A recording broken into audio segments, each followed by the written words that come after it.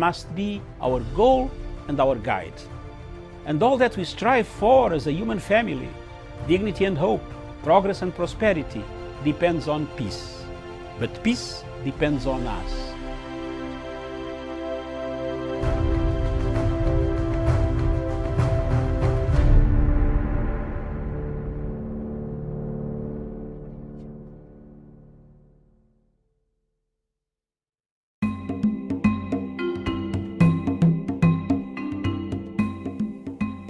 In the last 6 to 7 months, the war in Somalia has changed goalposts. The government of Somalia seems to have changed its modus operandi. Instead of supporting AMISOM and supporting the efforts of the other agencies and other countries that have gone in Somalia to support them, to help the pacification of Somalia, the return of Somalia to the world order. The government in Mogadishu has instead initiated a move towards fighting the same governments that went to Somalia to help them. A few weeks ago, the Kenyan government asked the international community to investigate the reports that were circulating in international media with concrete evidence that money was being channeled through so many sources, including those from Qatar, Turkey, and some other countries, Norway, and so on, that were trying to kill the peace that we are trying to build in Somalia. The Somalia crisis dates back in 1991, when Ziad Barre was toppled. The Americans came and did a half job, left it in our hands for us to solve. We have tried our level best. The nationals of Uganda, Burundi, Kenya, Djibouti, Ethiopia have all perished in Somalia. They have perished in the sense to bring up a better Somalia for the people of Somalia, the best generation that will come. But these efforts are being hampered by President Mohamed Farmajo, who himself has turned on AMISOM and turned on Kenyan troops and made them enemies. The shooting down of a plane yesterday, a Kenyan plane that was carrying medical equipment, is a climax of all the activities, underground activities that have been conducted, supplied, equipped, logistically by the government of Somalia. It is sad, therefore, for a government that we went to help, where we have lost human resources, material resources, we have lost very many people in our places, injured, killed because of the fight in Somalia. Ugandans and the Kenyans have paid a very high price for this type of liberation, to liberate Somalia from the hands of the terrorist organizations that are still in that country. It is surprising, therefore, to hear that the same government that we are helping has become a puppet government supplied by Qatar and Turkey, importing the Middle East type of operations into the region. This region goes on, and it is bringing quite a lot of difficulties for the people of the region. As I said, the shooting down of the plane that was carrying medical equipment to help the people of Somalia who are dying at huge numbers and are reported very badly by the government in Mogadishu is a sign find that there is some conspiracy between the militants who are government sponsored with those who are guarding in Baridera. The situation remains tense. We therefore leave it to the international community, to the African Union, to peaceful well-wishers, to find out the link and the thread, the Qataris, the Turkish, the United Arab Emirates, the Norwegians, what role are they playing in destabilizing Somalia?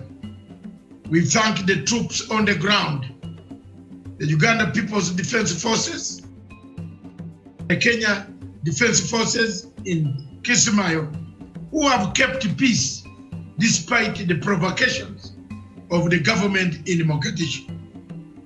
We like to take this opportunity as a Pan-African organization and organizations in Africa to call upon President Faramijo to stop these war-like activities against the same people, allies who came to liberate Somalia from the hands of terrorist groups that keep on coming and multiplying in Somalia. This is the double-edged sword of the Somali government. They work both sides, they cut both sides. If we are wrong, the world will see. Thank you.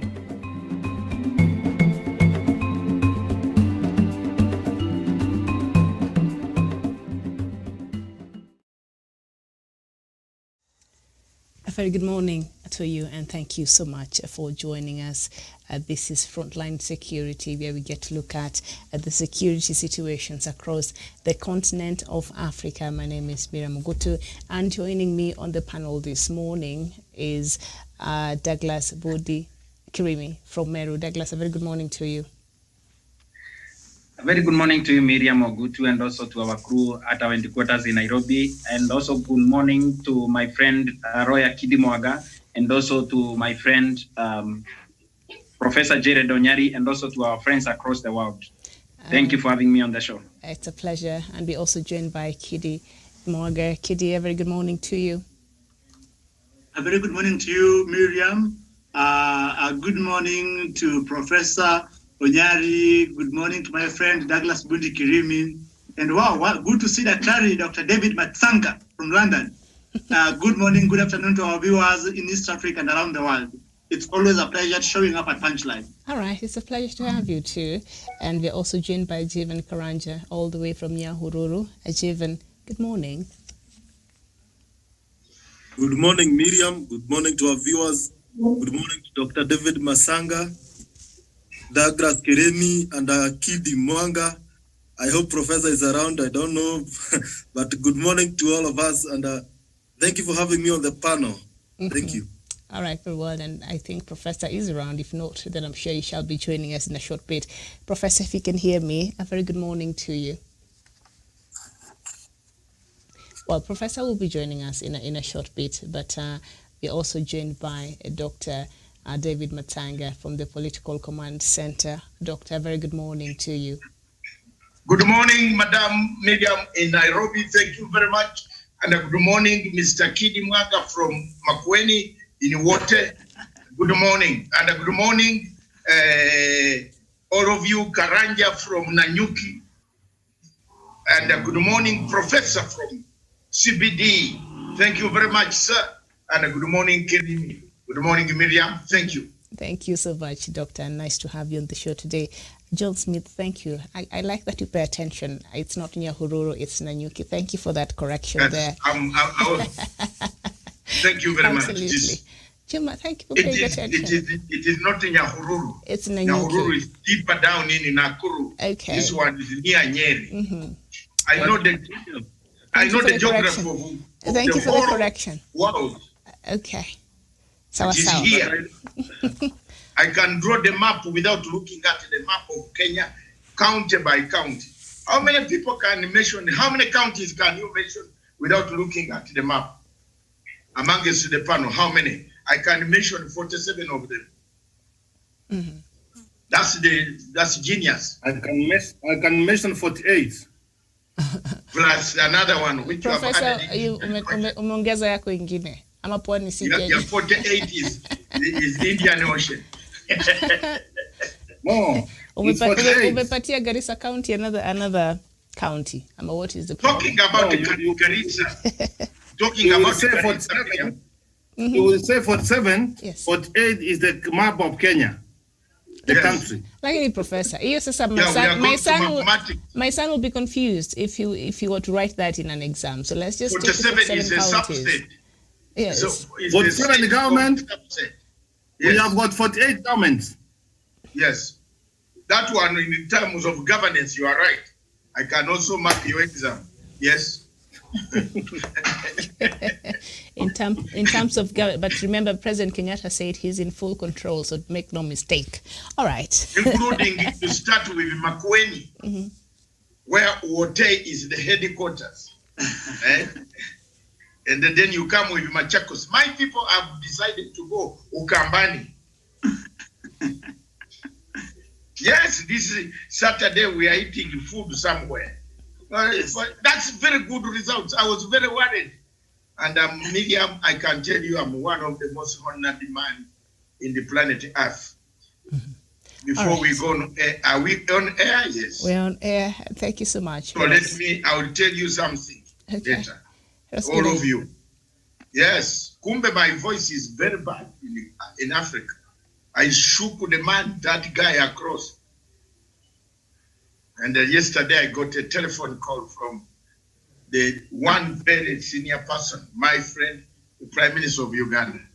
I want to tell you, frankly speaking, kumbe mtu hii anasikiliza wewe Kirimi, anakusikiliza from A up to Z.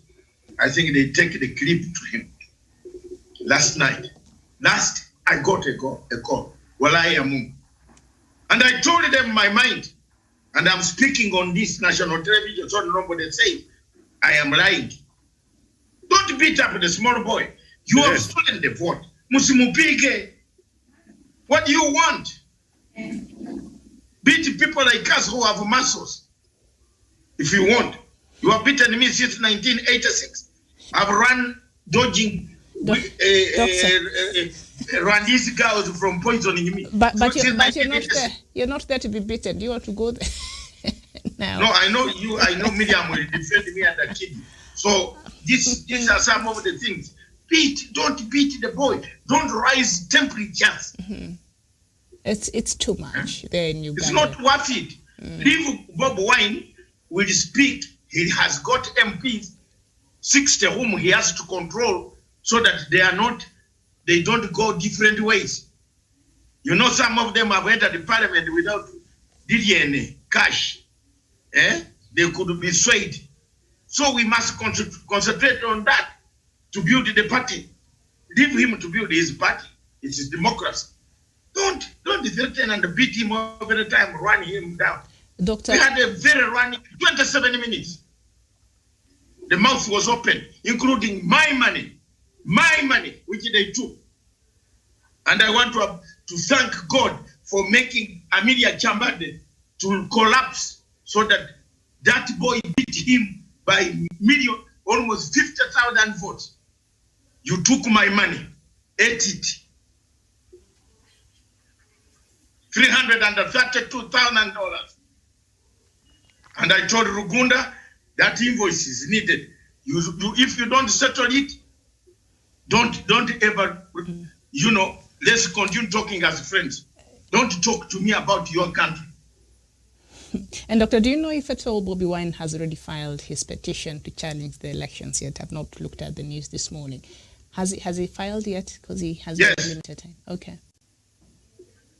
There's no judge who has seen these beatings who can allow a fraudulent election. You wait for a shocker coming. Oh. My friend, you think judges are angels? When Americans want something to be done, wasn't it done here? We got a shocker. Maraga has more money in a foreign account, which I know more than the money he has in Kenya. Don't joke with these guys of these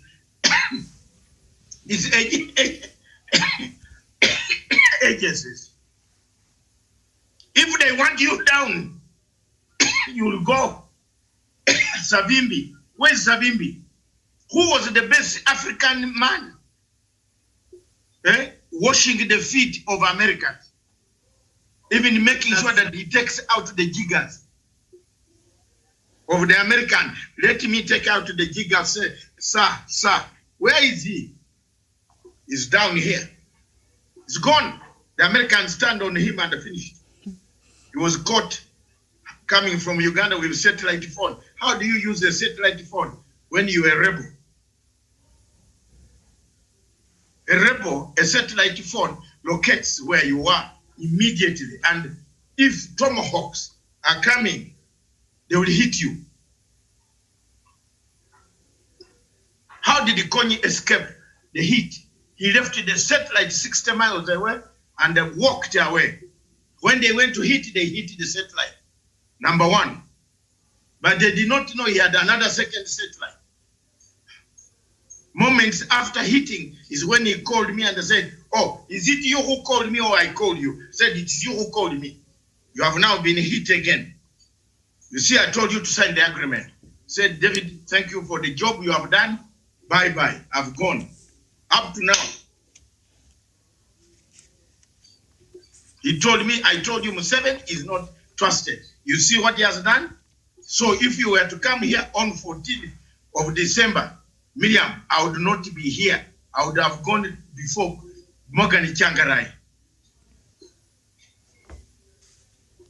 I would have gone up because they wanted to hit all of us, including Rugunda, because we were going to sign the agreement on 14th.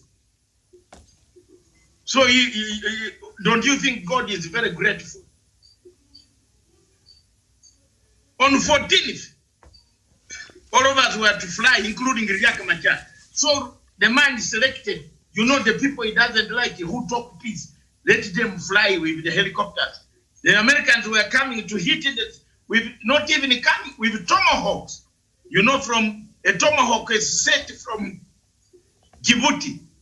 It flies through here, passes near here, Lake Victoria, anywhere there is chasing, it lands on you. That's what happened. And this is not fiction, it's real. I left Kampala on 8th of December with the UN delegation. I was going to go to inside for final signature. Seven had signed his. I was going to take the final document to be signed. The whole of us delegation, and we said, hallelujah, we have gone. This guy had planned to kill us. So nyenye mniambie Uganda, go. Wewe nyenye. Wacha tukule chakula na chai hapa, tuendelee. All right. Go. London, God bless you. Thank you so much, Doctor, for that. So our topic of the day there is Somalia, a threat to regional and international peace, and perhaps to form a basis of our conversation today, the findings of the report of the Fact-Finding Commission for the Reconciliation of Kenya and Somalia from the 9th to 13th January 2021. This is a report by IGAD. I've had an opportunity to look at it. Doctor, thank you so much for sharing that report. And so, because we know that Somalia has been having some problems with Kenya, I've not been able to have this conversation, so I think this is a very good day. And perhaps that will set a basis for what we're going to look at today. So at the 38th IGAD Summit held in Djibouti on the 20th December 2020, the heads of state and government meeting discussed behind doors, closed doors, the diplomatic crisis that has affected the relationship between Kenya and Somalia. So I'll just jump right into the discussions. So during the discussions, the president of the federal government of Somalia, His Excellency Mohamed Abdullahi Farmajo, made a resumption of diplomatic relations with Kenya, conditional on the withdrawal of the armed forces that Kenya has gathered at the border and the end of the armed militia hostility on his government that he maintains on its soil. And part of the grievances that Somalia has had against Kenya that it's presented to the IGAD team, the first one was the violation of the airspace of Somalia without any agreement. Kenyan planes enter Somalia airspace and land on its soil. And the second violation, they say Kenya violated Somalia's land borders, saying that Kenya forces led the AMISOM leave their positions and move on to other locations. They are abandoning the people they were supposed to protect, the Al-Shabaab, who do not hesitate to suppress them. They also say the Kenyan forces proceed to destroy telecommunication equipment in places outside their authority, such as Gwedo. And the third complaint from Somalia was that recognition and collaboration with the Jubaland regional state, the Kenyan authorities have recognized Mr. Ahmed Madobe as president of Jubaland after elections and were not validated by the central government. And the fourth complaint, participation in the illegal sugar and coal trade in Kismayo. Kenyan troops under AMISOM are contributing to the enrichment of Al-Shabaab in the region. And the fifth and the last complaint that Somalia had against Kenya was the creation, training and maintenance on Kenyan soil of an armed group under the authority of Abdirashid Janan.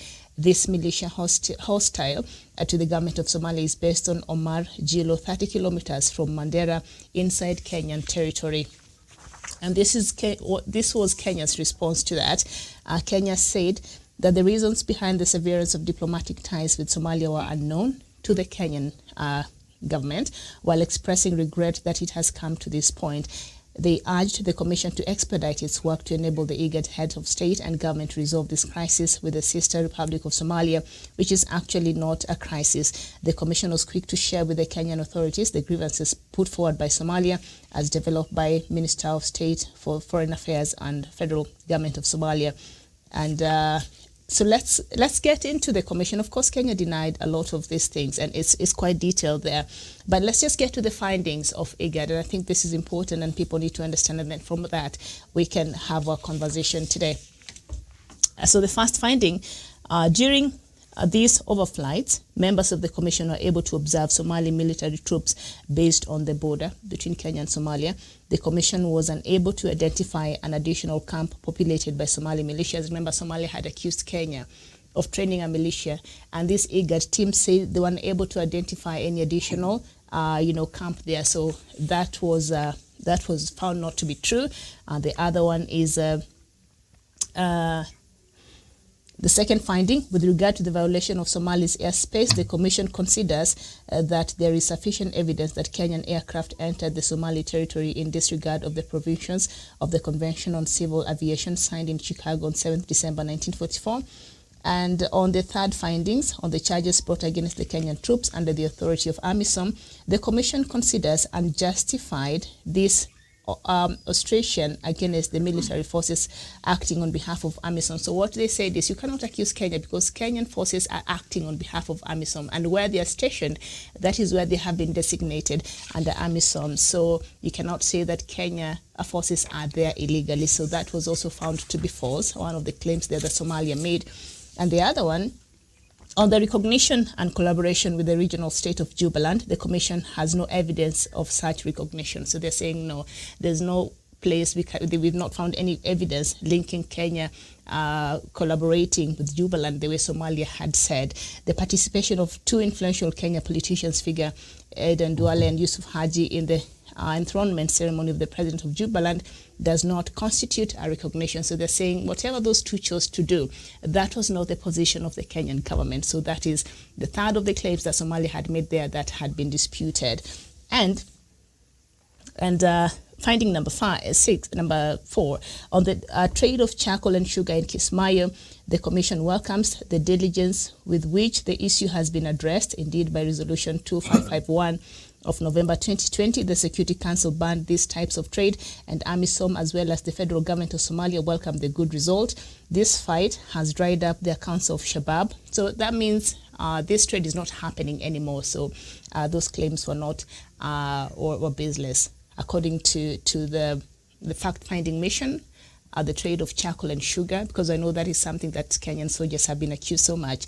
IGAD team established that is no longer happening there, so that is important to know. So on the creation, training and maintenance on Kenyan soil of an armed group under the authority of Abdi Rashid Janan, The commission was able to verify that Abdirashid Janan is the Minister of the Interior of Local Government of Jubaland, and that his troops are under the authority of the army of that region.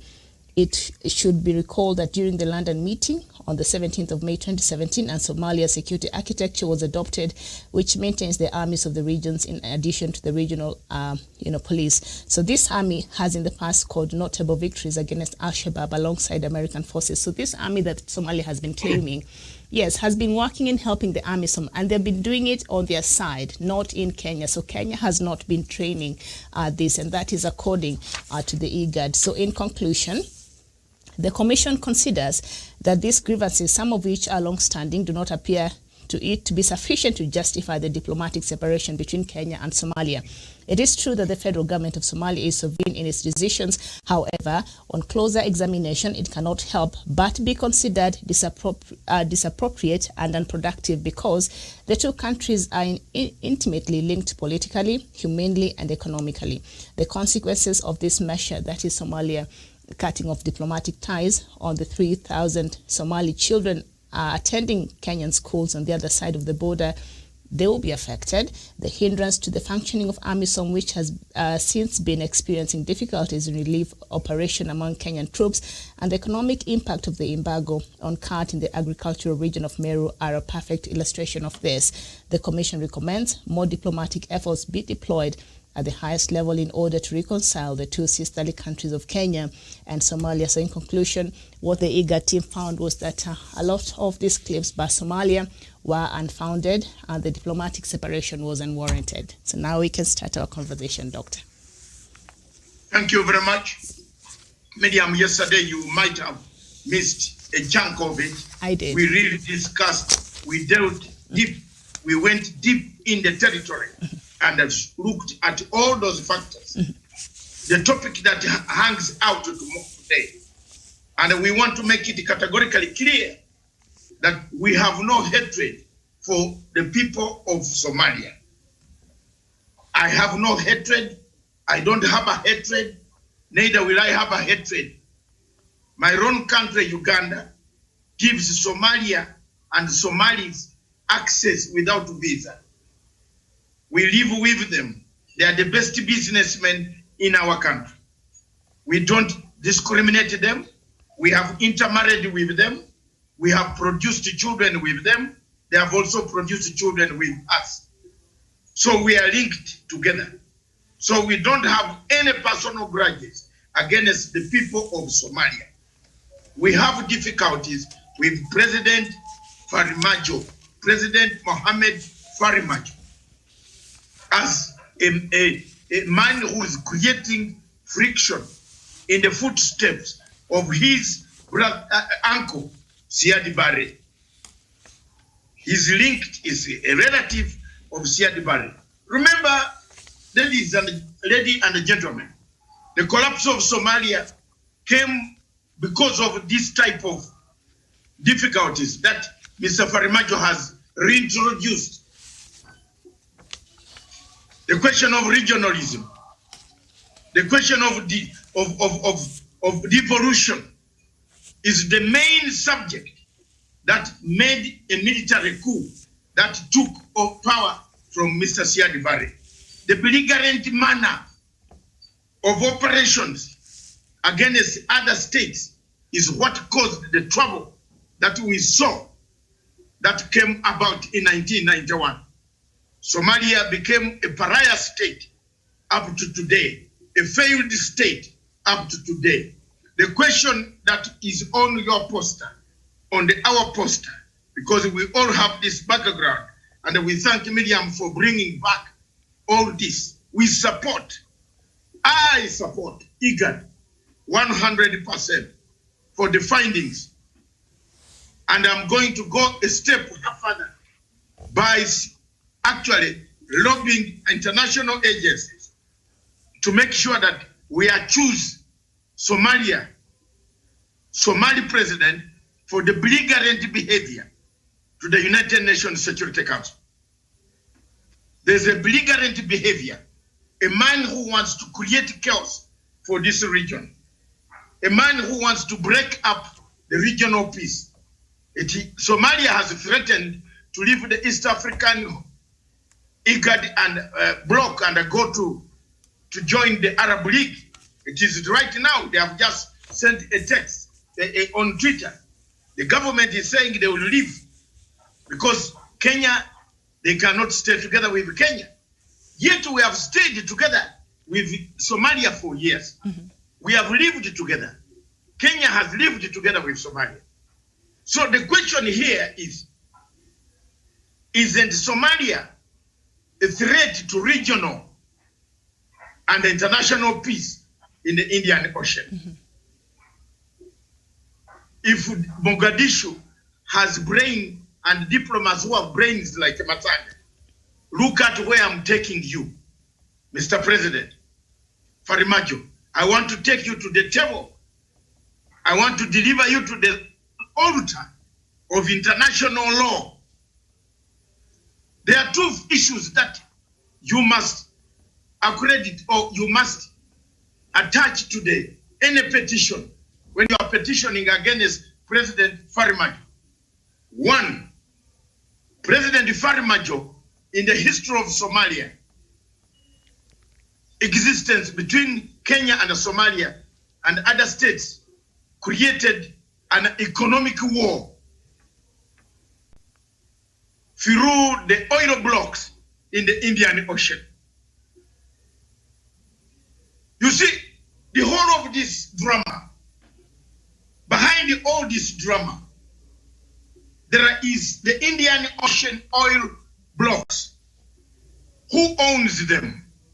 Is it Kenya or is it Somalia?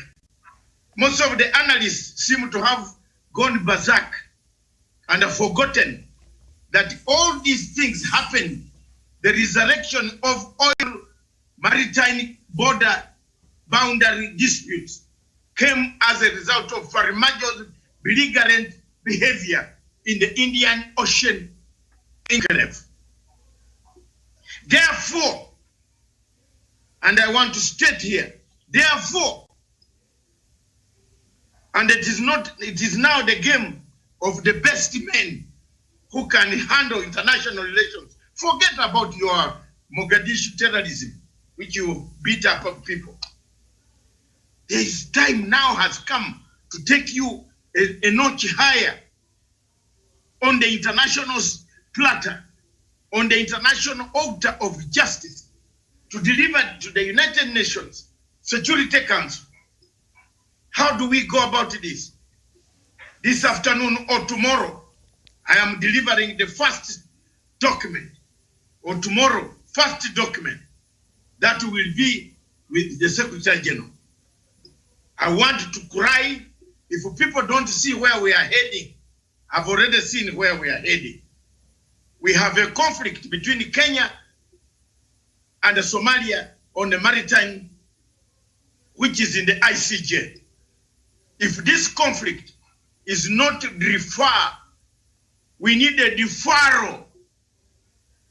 If we don't do a deferral, and the United Nations Security Council allows, I don't know whether you are hearing me, all of you, and the United Nations Security Council allows the judges in the International Court of Justice to make a ruling on this maritime border dispute of the oil blocks in Indian Ocean, there will be a full-scale war in the Indian Ocean.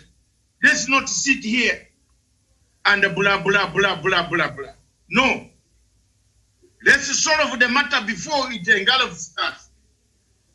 I am one of the few Africans who has seen far like a giraffe.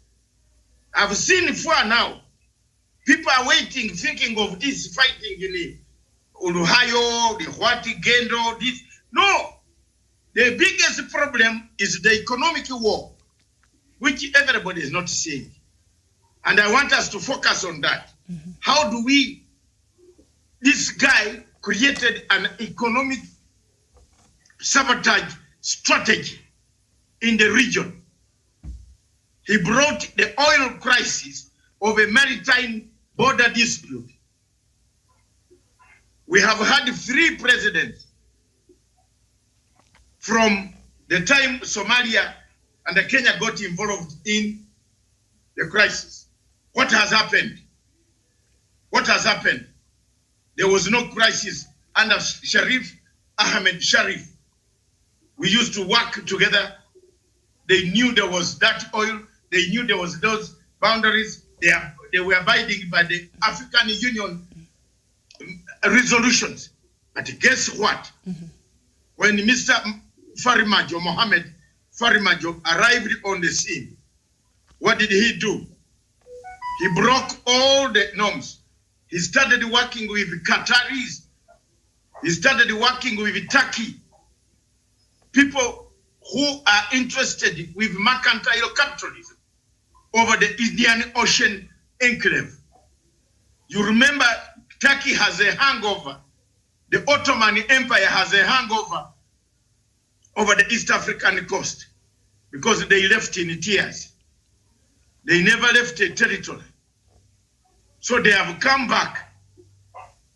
They have come back. Turkey has come back. Turkey trains 1,000 Somali pilots. Can Somalia afford 1,000 jet fighters? To do what? If they cannot even afford a toilet, to build toilets for their people. President Farimajo is training 1,000. The regional peace, and I want to come this way so that in the next 5 to 6 minutes, others can contribute. How do you weigh the regional peace, the stability of peace in the region? You weigh it by countries that abide by international obligations, regional obligations. Somalia today, Miriam, is saying, if Kenya still exists, we shall leave the East African bloc and be called maybe Baghdad, or we call it in Taliban, or we call it ISIS. I don't know what they want to call themselves. So there is an element of disturbance, of disturbing regional peace, which must be taken in account under those the oil blocks and the current behavior of President Farimajo on the question between Kenya and Somalia, imaginary, rebels that don't exist in Kenya, is a very great sign and a worry for regional peace. So what do we do to solve the question of regional peace? We place you before the Security Council. Under Chapter 7 of the United Nations Security Council, Article 3940, and I want you to read, it is here. There are some people here who think I don't know. It is here. Chapter 7 of the United Nations Security Council, Article 39 and 40, that if there is a country, if there is a threat to regional and international peace in any region of the world, the United Nations Secretary General has a duty to inform the United Nations Security Council on the same. Somalia is abrogating Chapter 39 and 40. Somalia is in Tigray. Yesterday, the United Nations Security Council, the Secretary General warned Somalia and Eritrea to remove their troops from Tigray. Some stupid man called is here today again. He was saying, I was a liar. How did the 300 Somalis end up to be killed in Tigray? The bodies were displayed by international agencies. Now the UN has asked Eritrea, which is the main backer of a terrorist state in Mogadishu, to withdraw their troops from Tigray. So, if you come here and tell us that Somalia is very clean, very major, we don't have any hatred against any Somali. They are very good friends, they are very good ladies, they are very good men. Some of us love them so much. We share, we do business with them.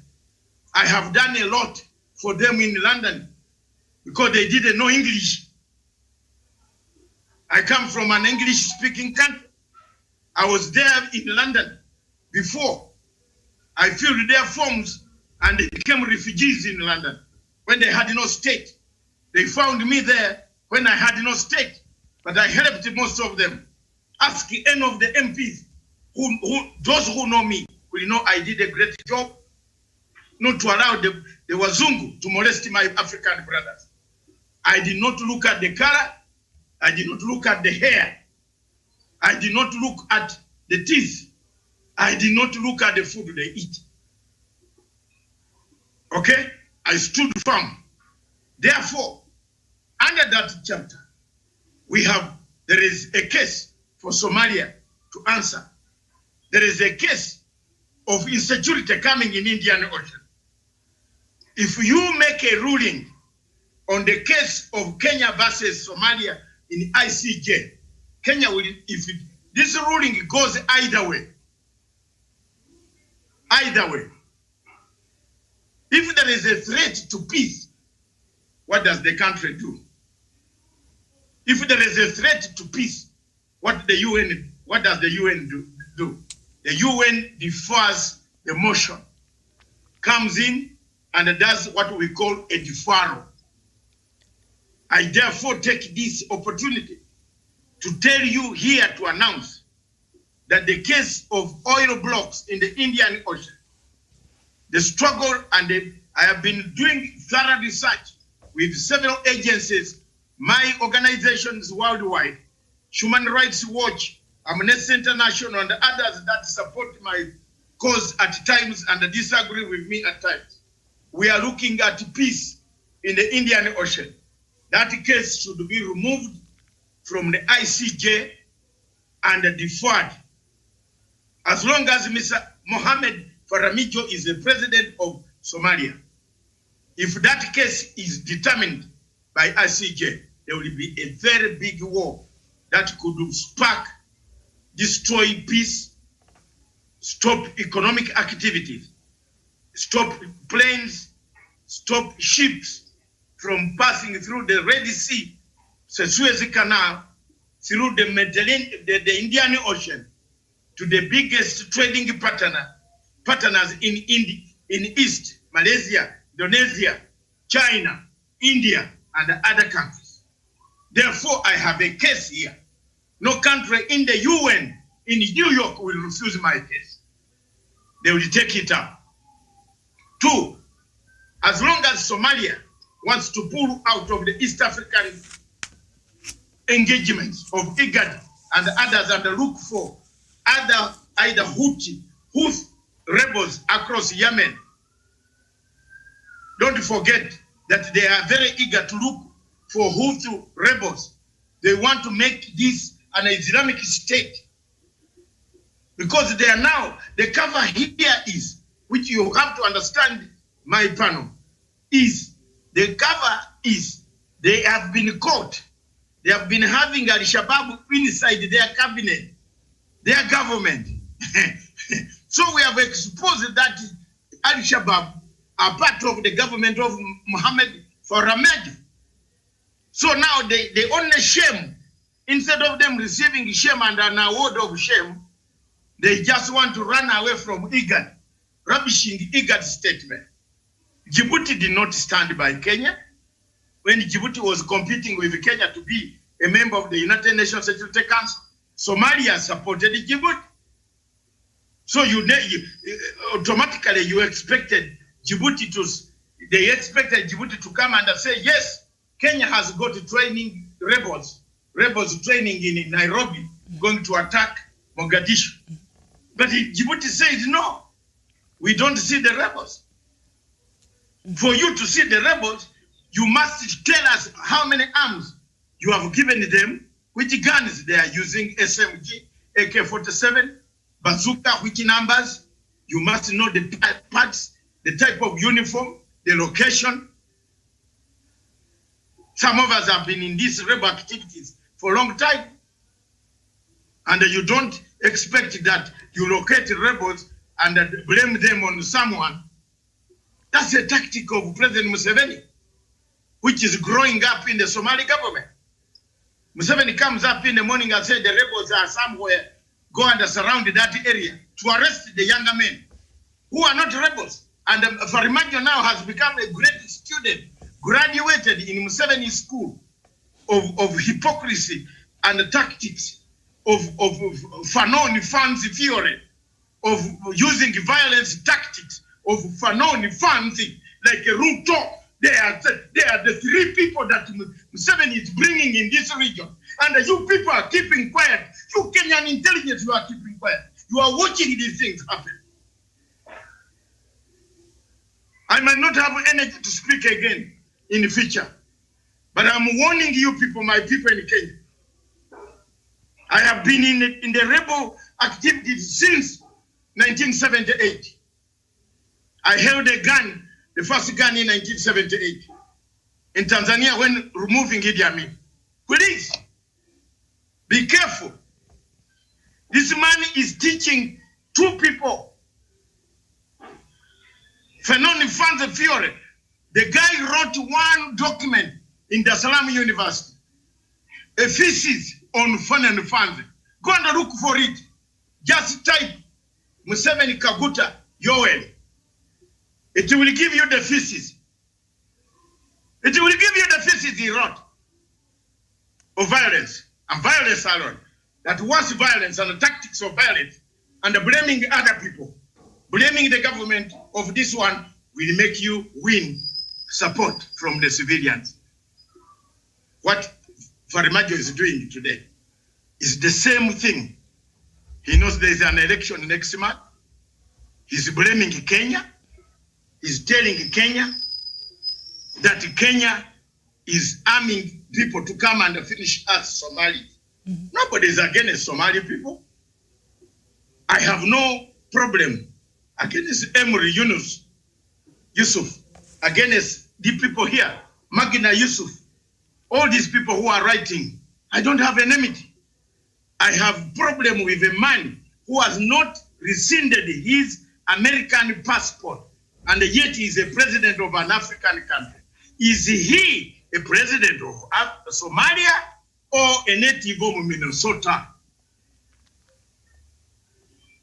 I want the truth. I know Juma Smith, you don't want Ruto to be mentioned, but let me tell you, my brother, Ruto is a student of Salim Saleh, who is a brother of Museveni. You want me to talk over? Don't try me. We know what is going on. So don't think you have more intelligence than we have. We know the money that is making Kenya ungovernable, where it is coming from. And soon, the truth will come out. Soon, very soon, it will come out. Not from me. I am very far away in London. You can enjoy. But the truth will come out. Two students are being taught to antagonize the Kenyan system. Farimajo and Kirimi will tell you the other one. Because he's a close friend of Kirimi, or a close enemy, nemesis. You see, me, I am not telling anything to earn a living. I can earn a living without saying any word, without coming to this television to talk. I can earn a living. But I'm telling the truth so that the people can know the truth. Mm-hmm. And Dr. Somalia has since come out and rejected, Somalia rejects the probe findings of the problems that, because they're the ones who went to IGAD to try to get a solution and to have these matters addressed. And so IGAD goes out there, conducts its research and finds the information and shares. And now Somalia has come out and said, no, that information, we don't agree with the findings, and saying that it found no evidence of the way IGAD said it found no evidence showing that Kenya was interfering in Somalia. But Somalia has come out and said, no, we don't agree with that report. And yet it is Somalia which had confidence of what perhaps IGAD could solve the problem. And so they went to IGAD to try and get a way of these things being solved. And now IGAD has, had this report out, and Somalia is saying, no, we don't agree with that. You know why? Why it is saying no?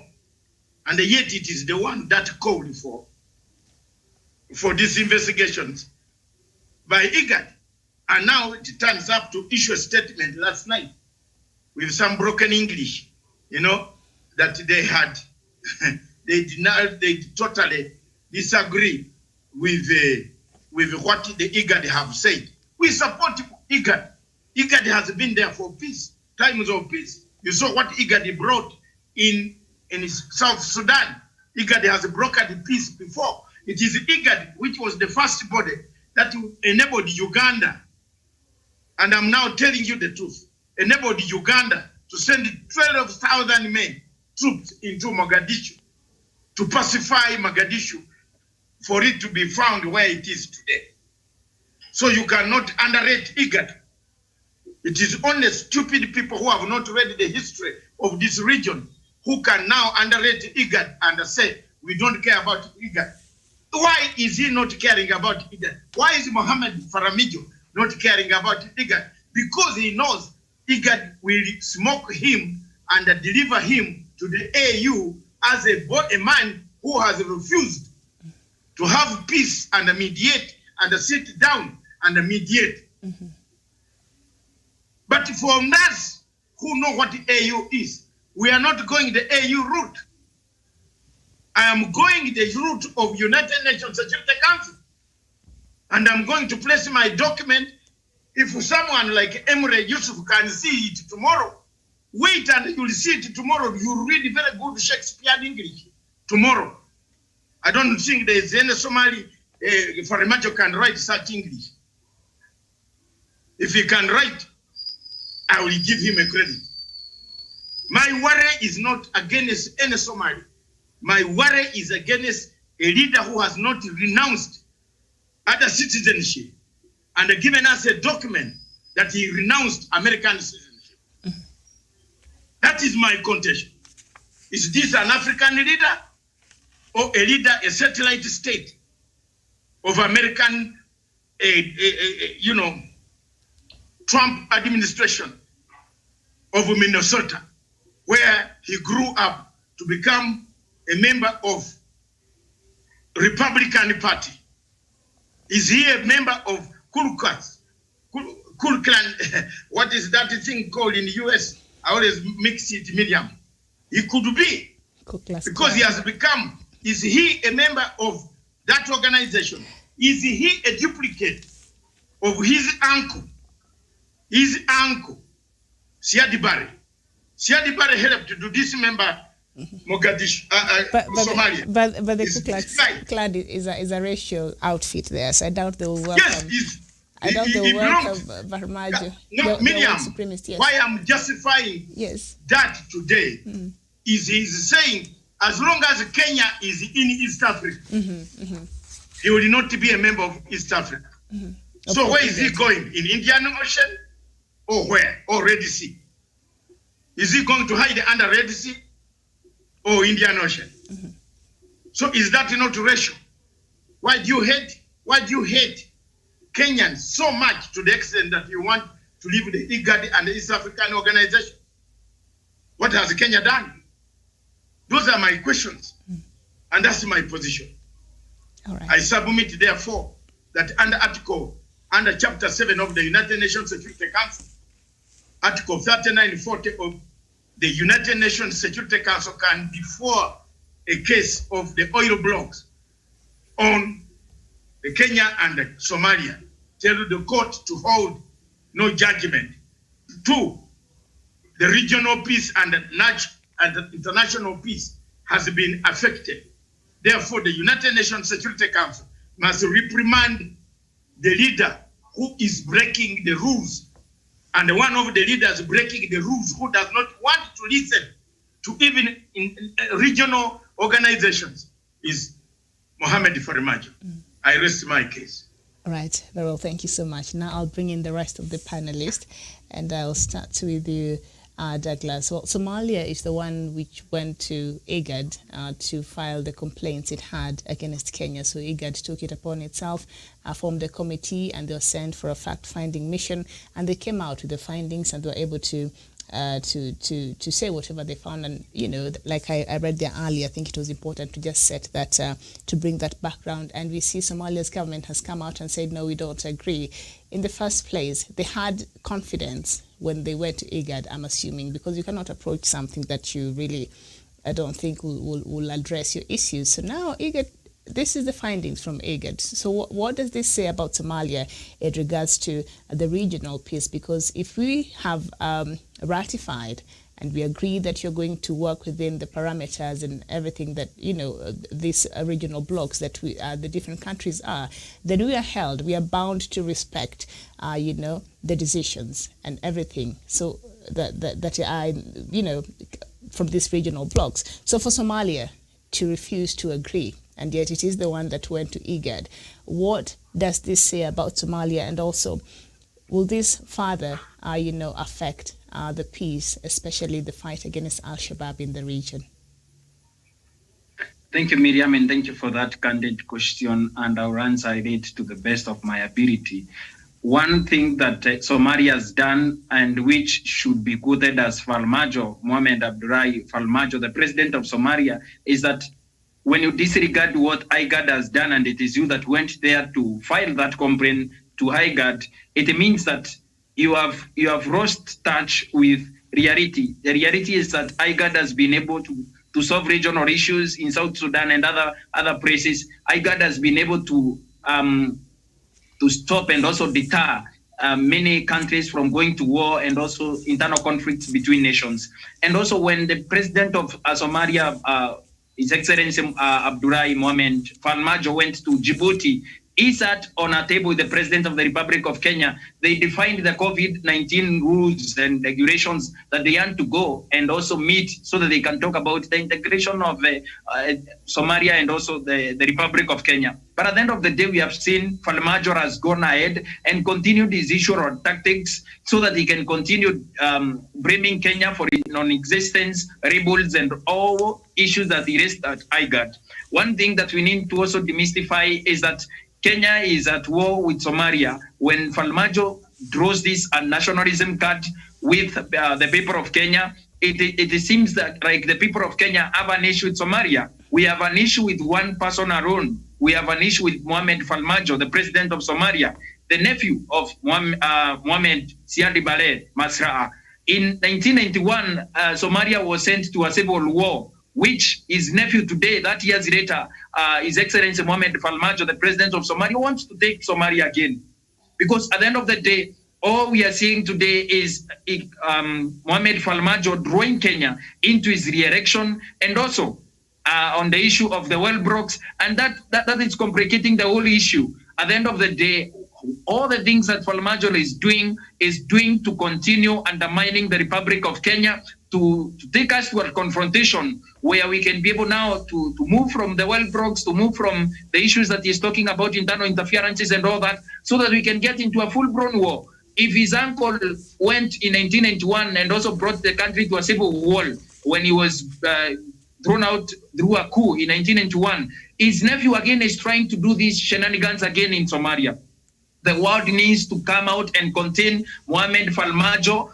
Mohamed Farmajo listens to Yoweri Kaguta Museveni of Uganda, a man that knows no other thing than violence. And we need to also demystify the issue of the relationship between Kenya and Somalia. Mm-hmm. When today we have an issue with Farmajo, it is not the people of Kenya that have a problem with the people of Somalia. It is Mohamed Farmajo who continues to stifle peaceful efforts and all all manner of interventions that the President of the Republic of Kenya has done. We have seen the press release that was released from Vira Somalia by the Republic of the Federal Republic of Somalia, when we have seen when the President Kenyatta told IGAD to go and talk to Farmajo to withdraw their troops near Kenya, near the border of Kenya. Farmajo has continued disregarding that and also sneered on that. At the end of the day, instead of Farmajo, according to the agreements that have been done in that country, instead of Farmajo training their own army so that they can pacify the peace in their country and grow their economy and grow their communities and grow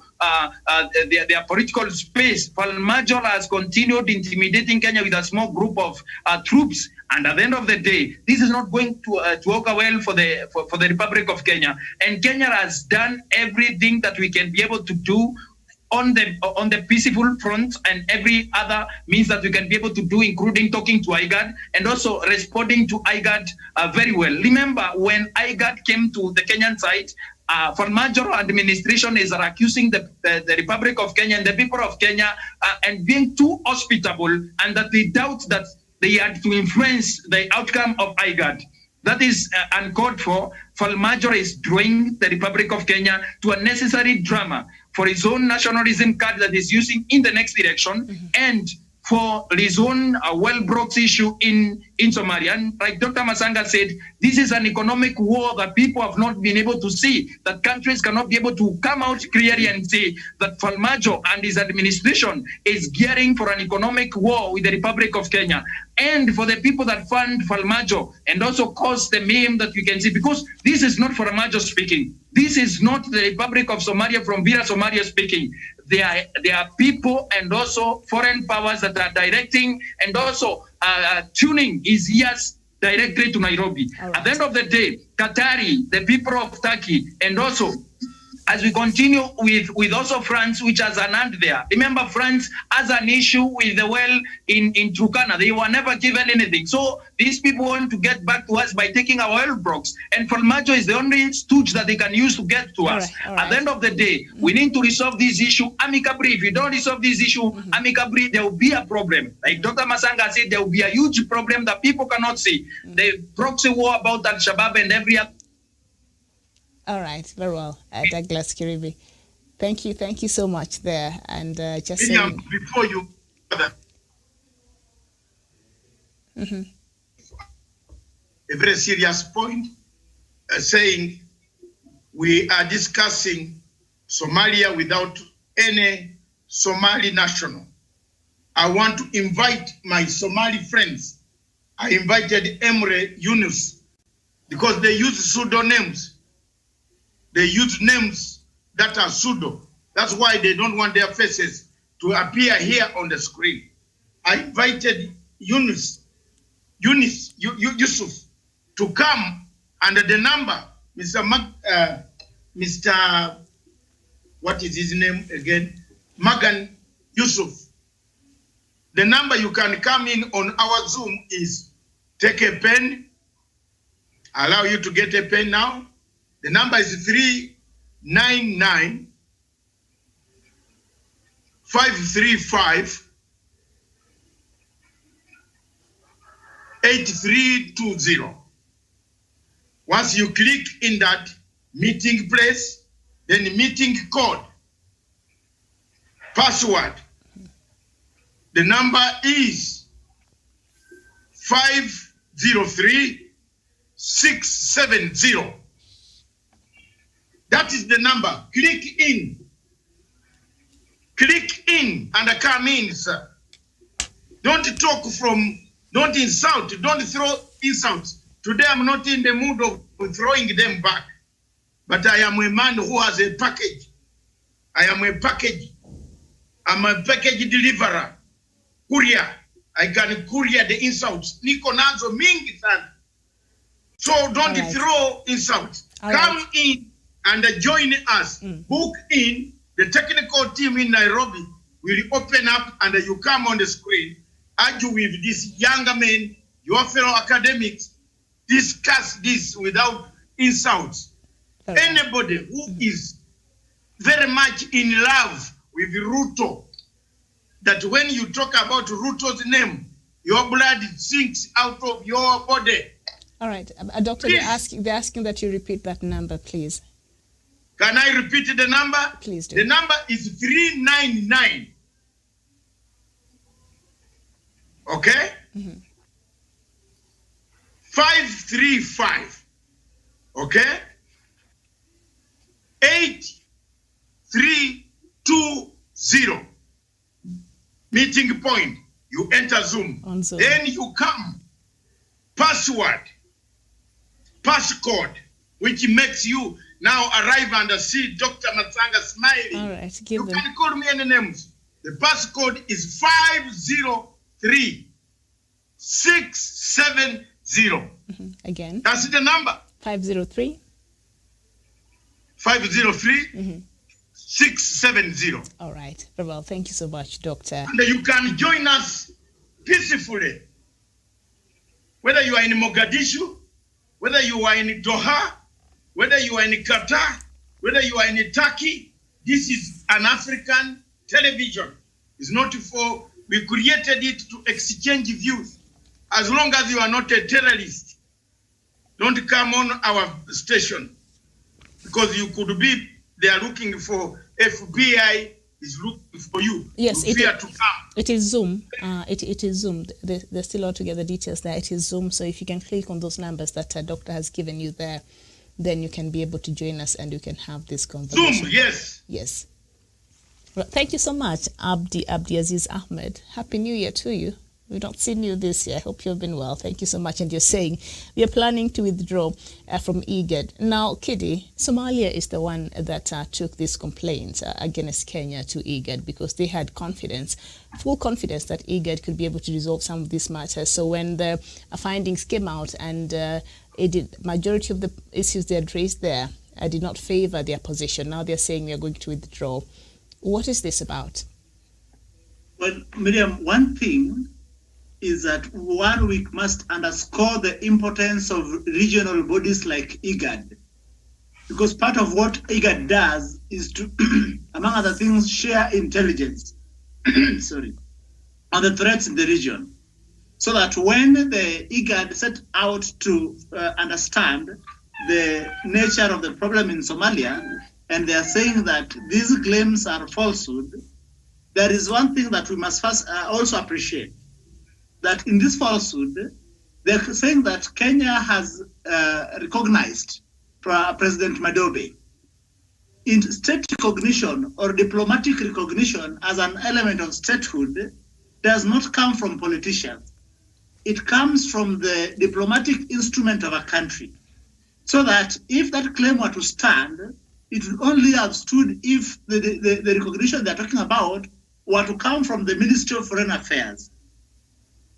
As you're speaking, you realize that Somalia has refused to engage respectfully and genuinely with the instruments available to quickly resolve this.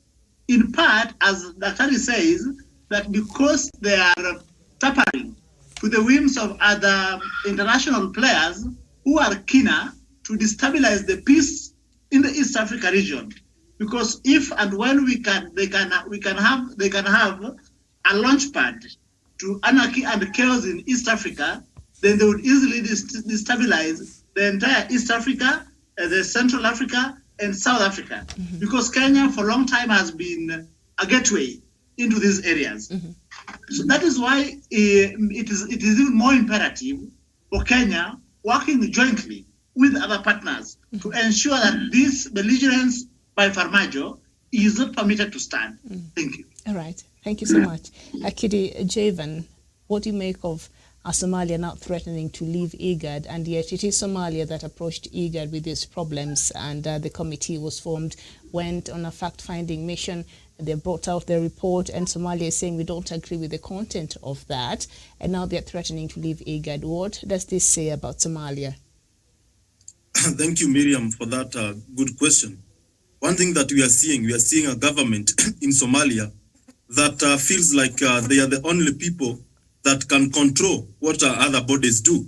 because these bodies are independent. IGAD, East African Community, AU, they have their secretariat. They have how they do their business, and they don't rely on the information that you give them, but they go deep there to get evidence and primary information to your claims. And that is what IGAD did. And they have established those claims by the government of Farmajo as untrue and as unfair to the people of Kenya. Therefore, it is high time that we see the hypocrisy that we have in the government and the leadership of Farmajo. He has a problem, maybe with our economic prosperity as a country and our democratic space, because in their country, he is running that country as his own private entity. But when you come in here in Kenya, maybe you are doing things better. That is why he is envy. Then he might be having a problem with Kenya's intervention in curbing the Al-Shabaab menace in Mogadishu and the Kismayu. Therefore, this is a problem. He has now personal scores with Kenya that he needs to bring on the table so that he can paint the country called Kenya in bad image in the international body. Therefore, the report by IGAD is a report that we cannot scrutinize. Is a report that is there in public domain, and they have done their research. And President Farmajo threatening to leave the IGAD community and to go to elsewhere.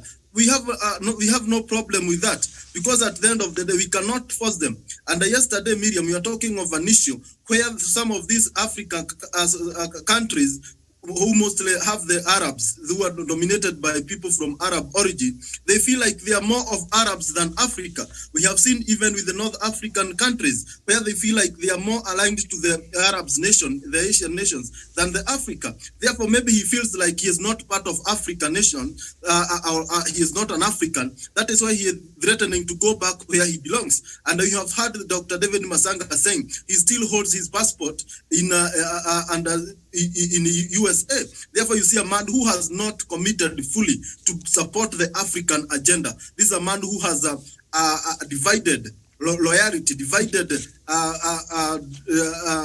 issues with when it comes to Africa. He is not 100% focused to ensure that the regional blocks in Africa stabilizes. And I feel like the people of Somalia will get a gateway to prosperity, good elections, when the government and the leadership of President Farmajo is out of office, because they have seen not to be capable to unite the country. How do we expect them not to criticize a body like IGAD when they bring out that chaos? Therefore, this document vindicates Kenya as a good country that is working hard to ensure that Somalia is peace and Somalia is heading in the right direction. But the stumbling block remains the president of Somalia. Okay. Thank you. Thank you so much, Jevan Karanja. Now we know that Somalia presented 5 grievances to IGAD, and the first one was that Kenya violated its airspace, and that the IGAD fact-finding mission said, there are sufficient evidence that indeed Kenyan aircraft entered Somalia territory in disregard of the provisions of the Convention of Civil Aviation signed in Chicago on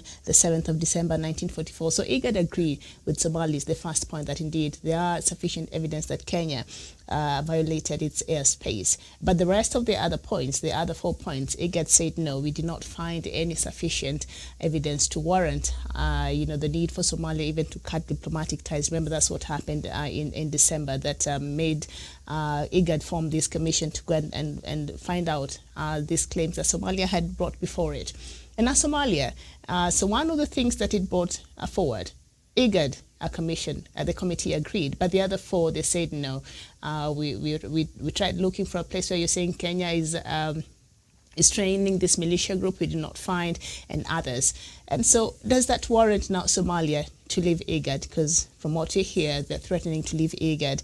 And if they do, and if Somalia has disregarded this whole report, what does this mean for the peace of this region? Because these regional blocks are very important. They enhance the peace and stability in this region. There's a reason why they are there in the first place. So by Somalia disregarding this report, what does this mean on the part of Somalia, and will this jeopardize the peace that is already fragile, especially with the threat of Al-Shabaab in this region? Professor Jared Onyari. Thank you, Miriam, for that good question. Miriam, you don't cut the branch of a tree which you are seated on. I don't want to demonstrate what will happen. You will fall down and you will break your ribs and everything else in your body. This is exactly what President Famajo is trying to do. Miriam, for you threatening to leave IGAD, you have to understand why IGAD was formed. IGAD was formed to promote peace and prosperity in the region. IGAD was formed, Miriam, to assist in the integration of the member states. Miriam, IGAD came into being into a period when we had a serious drought in the region. There was hunger, there was famine, there was everything else. So it was formed for food security and environmental protection, Miriam. Period. And Miriam is saying that whoever goes to equity, you must go to equity with clean hands. What Famajo is trying to do, Miriam, he promised these people what he will do when he enters into office. And what he's trying to do is trying to look for anything to cling on and tell these people, oh, guy, what I promised you, I didn't achieve because of this. Miriam, he promised to overcome Al-Shabaab. As he overcome the Al-Shabaab. In anything, indicator shows that he's part of Al-Shabaab. Miriam, he promised to provide national security to be sufficient in a way to organize universal suffrage of the people of Somaliland, Somalia. Has he done so? He promised people when he was campaigning to enter into office to ensure complete constitutional review of the Somali Supreme Law. Has he done it? Has he done it? How do Kenya come in, Miriam?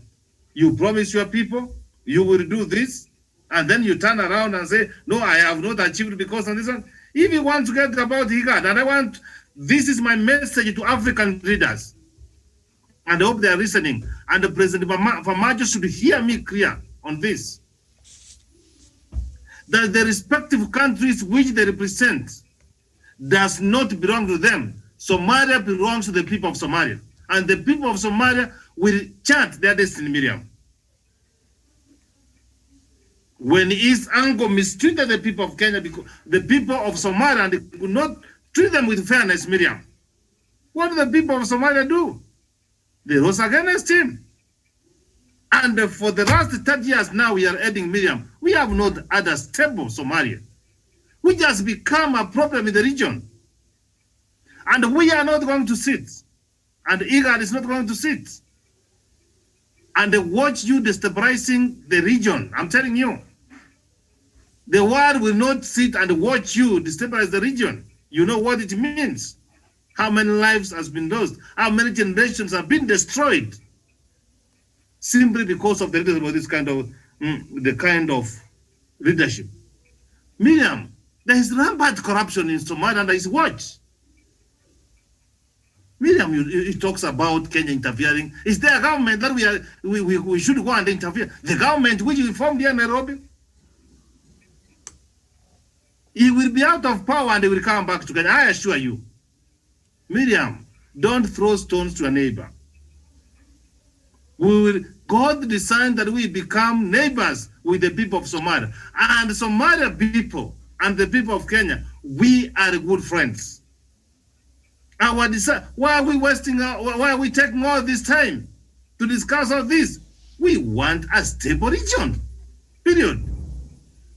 So for Famajo trying going around to just start playing Kenya, Miriam, he has failed to reach an agreement over Somaliland. What has he done? He has sided with Puntland. How does Kenya come in, Miriam? How does Kenya come in? He has interfered with the freedom of the press under his watch. And how do we come in, Miriam, when you don't want to observe the universal human rights? Mm-hmm. Miriam, when he was being impeached in 2018, were we the people who were impeaching? December 2018, were we the people who were impeaching? So Miriam, I know when you are drowning in a river, in an ocean, in a lake or whatever, you will even want to wait even Juara so that you can cling on, but you can go down. What I'm trying to say, you can try to cling on anything else. You can even get a snake, a crocodile, a fish. You try to hold on, but you can go down. It's going down. We are not part of it. And what I want to tell our viewers, Punchline Africa is a community TV. We are educating our people. We are saying things as they are. And our desire, we are true Pan-Africans. We want to see Africa moving forward. And let me tell you that we are not going to move forward as a region. You don't move out of IGAD. You took the case there. What do you expect? The law of equity is they listen to you, they listen to to Kenya, and they listen to other stakeholders, and they have found you don't have a case. So hit you humble pie. That's what I have to say. Thank you so much. It's going to destabilize the region, and the world is not going to allow Miriam do that. So for Majo, come back to your senses, go to your people. I know you are going for an elections. Go and tell the people, oh, that I promised you. I was not able to do it, but don't use Kenya as a scapegoat. We have got no interest whatsoever to interfere with the government, the federal government of Somalia. It is not in our interest. Our interest is to see a stable Somalia. And I've said this, Kenya is not a small kid. It's not like any other country. Kenya is not. We are members, we sit in the United Security Council, Miriam. When Kenya is going to report, Miriam, what is it going to report if we are interfering with other countries, Miriam? How are we going to defend ourselves? Okay. One of the reasons we were given out of the region here is because we promote peace. We promote democracy. We promote stability. I submit. All right. Thank you so much. Thank you so much. And I think we have another person joining us. We need to see who that is. Miriam. Yes. Miriam, let me welcome my brother from Mogadishu, or are you in Nairobi or Mogadishu? He will tell us where he's joining us from. So you are welcome. Unmute, Yes. Unmute the phone. Unmute. Okay, can you people hear me now? Yes. Tell us your name. Yeah, thank you so much. My name is Ahmed, and I'm very happy to be part of the discussion here. So, yes.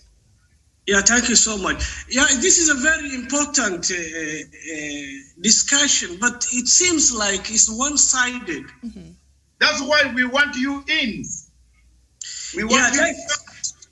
Thank you, Mr. Masanka. You know, sometimes we need to go back a little bit, what is really happening in Somalia. I totally agree with the previous panelist, where he says the Somali people are the ones who decide what happened in Somalia. We don't understand.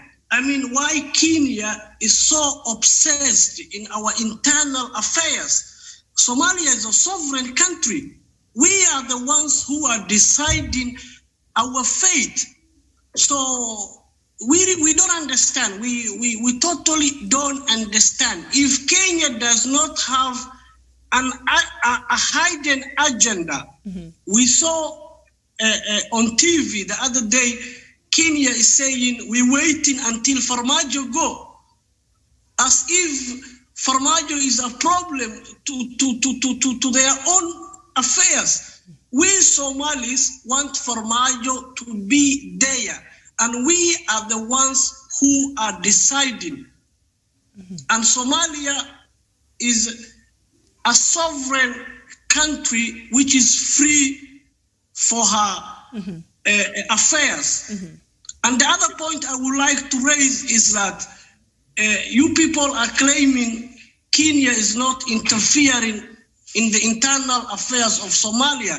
I don't share that information with you people. What is because your what position? happened in Sorry? Ahmed, what is your position? Because even IGAD did they carried out whatever they did over December, because that was one of the key things that Somalia was complaining about, and they're saying they did not get any evidence that Kenya is interfering in Somalia. But you're saying you're having a contrary view. So what is your opinion? And do you have any evidence that Kenya is indeed interfering with internal affairs in Somalia?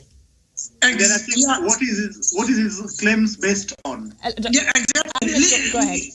Go ahead. Like, let me tell you this. Like, I think everybody here is in Nairobi. You people don't know nothing what is happening at the border today. As we're speaking, one second. Today, as we speaking, I am not in Nairobi. Okay. Okay. Let me finish one minute. Go ahead, Ahmed. Go ahead. Today, as we speaking, Somali government sent ministers, information minister, defense minister, and other ministers to go do her own finding. What they find in Beledhawar, you can check in the news, is the people that died in the bombardment, yes. Exactly, of the KDF in Beledhawar. It is in record. And let me tell you this. This is very important. Somalia appreciate her neighbors. We all want peace in Africa. But the thing is like this. Remember, Kofi Annan visited Kenya when there was a post-election violence in Kenya. Kofi Annan advised Kenya not to intervene in Somalia because countries that borders have their own grievances. Yeah. I think you have Mr. Ahmed, let me come in here. You have raised a very key issue. And that, brother, that's why we are all Africans. Of course, first of all, let's make it a point. We are all Africans. And let's not look like we are English, Arab, or this. We are all Africans. We believe in the same. When America is bombarding you, we feel it in our hearts. And that's why we want to create a very good, viable environment to live together. We did the same. We did the same to Uganda when Uganda had a problem. Wait, that's why Uganda, my country, is the only country on planet Earth that allows Somali nationals to enter and get a visa at Entebbe. Have you ever been stopped in Entebbe? No. You are given your visa and are told to go and see your elder of the clan. I totally agree, and we appreciate. I also lived in Uganda. I know. Let me build the story. Now that you have come here, I like you to be coming all the time. This is your television station. Don't write from behind, because we want to finish this problem of Somalia and Kenya fighting every day, quarreling every day. You know, we need African Union. Somali people are very, very courageous economically. Wherever they go, whether in London, whether in South Africa, Cape Town, in London, the Somali people found me there. They have created several shops, very many shops. They are the ones who taught us black people to start doing business. You know, most black people were doing the work of sweeping the streets of London. But Somali created economic hub in London. So I want you to understand, we are not against Somali people. we are against the methods, the substance of Mr. Farimajo. Mr. Farimajo, since he came to power, sir, he has been a belligerent president. He has been looking for only trouble.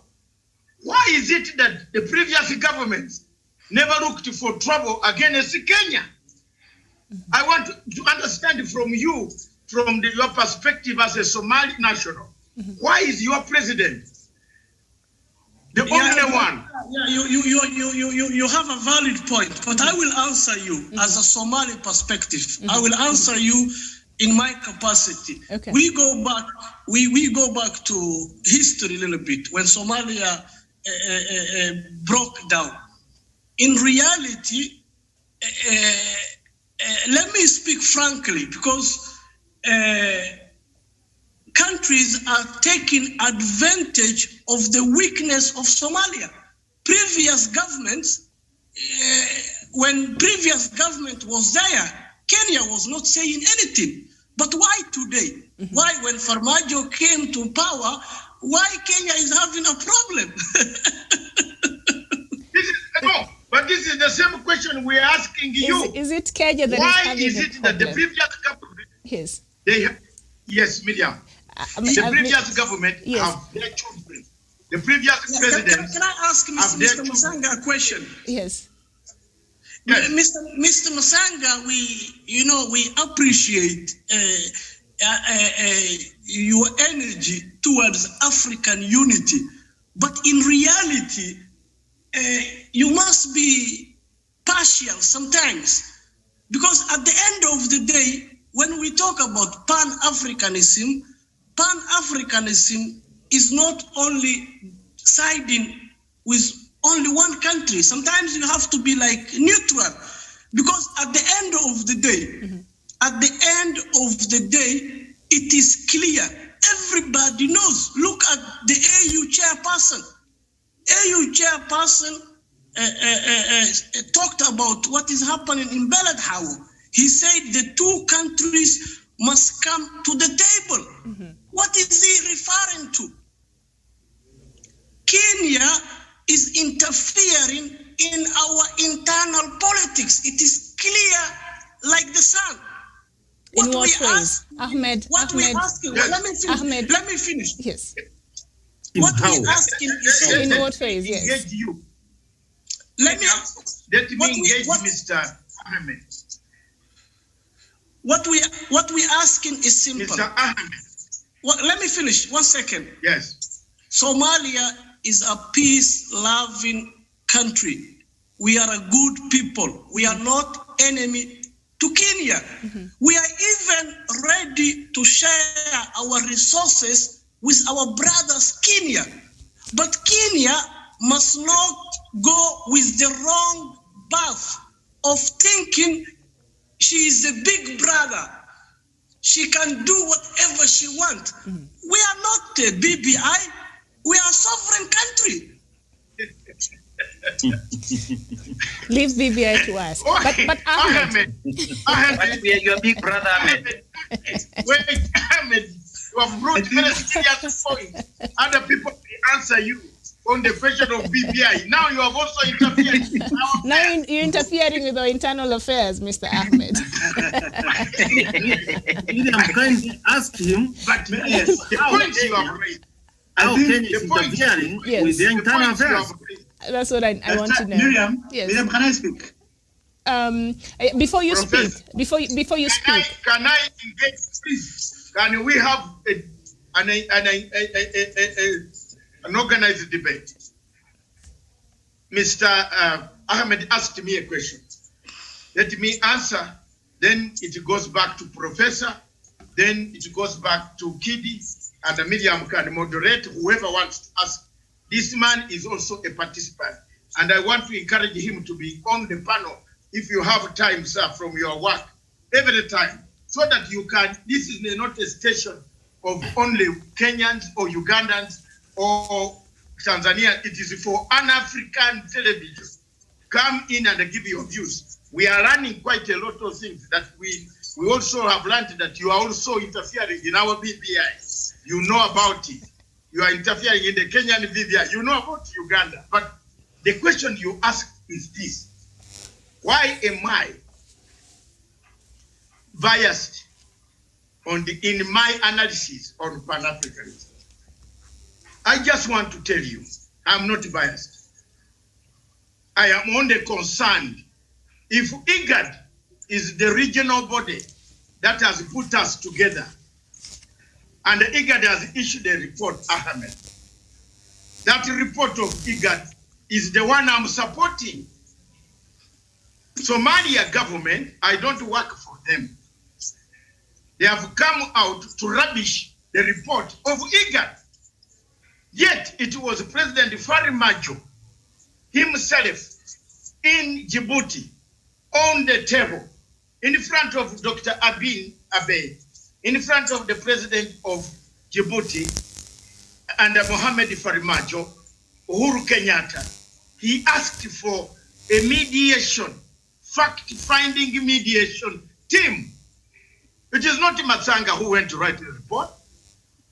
Brother Ahmed, you have been our client for a long time on this television station.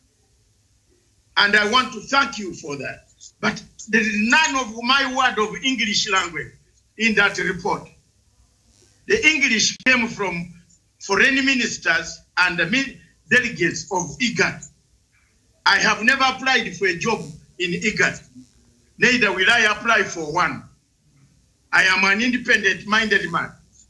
Two, to say why people in Kenya are very worried about Farimajo. You asked a question that why about Farimajo? Because he's the first man with the former Prime Minister Hassan Harie to take a matter to the ICJ, to International Court of Justice. You have talked of us sharing the resources as Africans. Why did Somalia run to take the matter to International Court of Justice? You know very well, Mr. Ahmed, where you are seated right now. If the judge in The Hague says that that oil is for Kenya, that oil is for Somalia, what comes in your mind first? The first thing is war. None of the two countries will listen to any of that judgment. One of the countries that has taken the judgment will rejoice, but the other one will just go to war. So why should we go to war? Because of something in Indian Ocean, which we did not make, but God made it. Why don't we sit down, have a government, a president, who can sit with Uhuru Kenyatta and say, my brother, let's take surveyors to that oil block, 50-50. Munakula na si tunakula. No, nakufahamu kabisa. Nakufahamu. Yes, munakula na si tunakula. Kidogo tunachukua pesa, we build hospitals in Mogadishu. Kenya also built hospitals in Mombasa, Lamu, and other places. Why do we go to the international body and now we come there? Now wait, this ruling is going to come out. If it comes out and they say the blocks are Kenya's blocks, you think Somalia will sit down and wait? You think there will be a ship between me and you? Talk from the bottom of your heart and shame Allah. If you don't shame Allah, you think there will be a ship passing Indian Ocean through road? Your boys will go in the water and get everything and dismantle everything. So I am appealing as a peacemaker, Ahmed, that the problem there, let's not solve this matter in the International Court of Justice. And we are hiding, and the Kenyan panel who are in Nairobi. The truth is, the whole problem of this thing, imaginary rebels and so on, is coming from the oil blocks of Indian Ocean. It's economic. Because none of the countries knows how to solve this problem. Am I wrong, Professor Onyari? Yeah, right. We don't know. Nobody knows how we are going to solve the crisis. If the judges in the Hague say those oil blocks belong to Somalia, Wallahi ya Mungu, Wallahi, Kenya the jet fighters will be on the island. The troops will be there. What Somalia will come, the protest, we shall have a war. So my point here is this, and it is good. I have now seen the Rio Ahmed, the engineer from Stockholm. I've seen you now, who started the oil and the gas. Are you not the one? You can see I have your background already. And I have now, if that, why don't we solve this problem by asking the United Nations Security Council to stop the hearing in the Hague and say that Somalia and Kenya warudi kwa meza. Mr.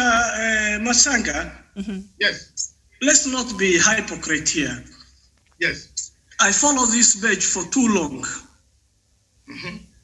I saw you advocating in an extent where you even want to remove the ICJ president. Let's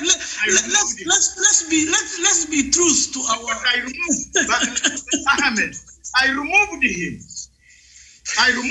It's no longer there. Give me a credit. Oh, okay, thank you so much. But Mr. Masanga, give me a credit. How can he? Let me know what? You have brought it at Mr. Masanga, let me tell you this before I give other participant the time. 1 second. Yes. No, you have all the time. We are going to listen.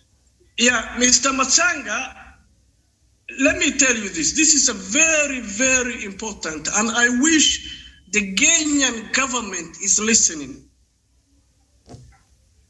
Listening. We have a problem called terrorism in Africa. We cannot afford another war.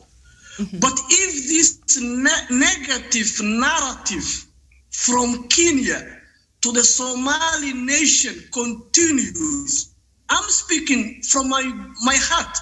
I'm not lying. This is only going to add fuel to the fire. It will only radicalize more Somalis. It creates Kenya versus Somalia. Look at the Kenyan media.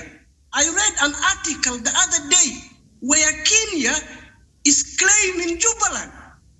Kenya is saying Jubaland historically belongs to Kenya. Kenya has never claimed Jubaland. But it is on your newspapers.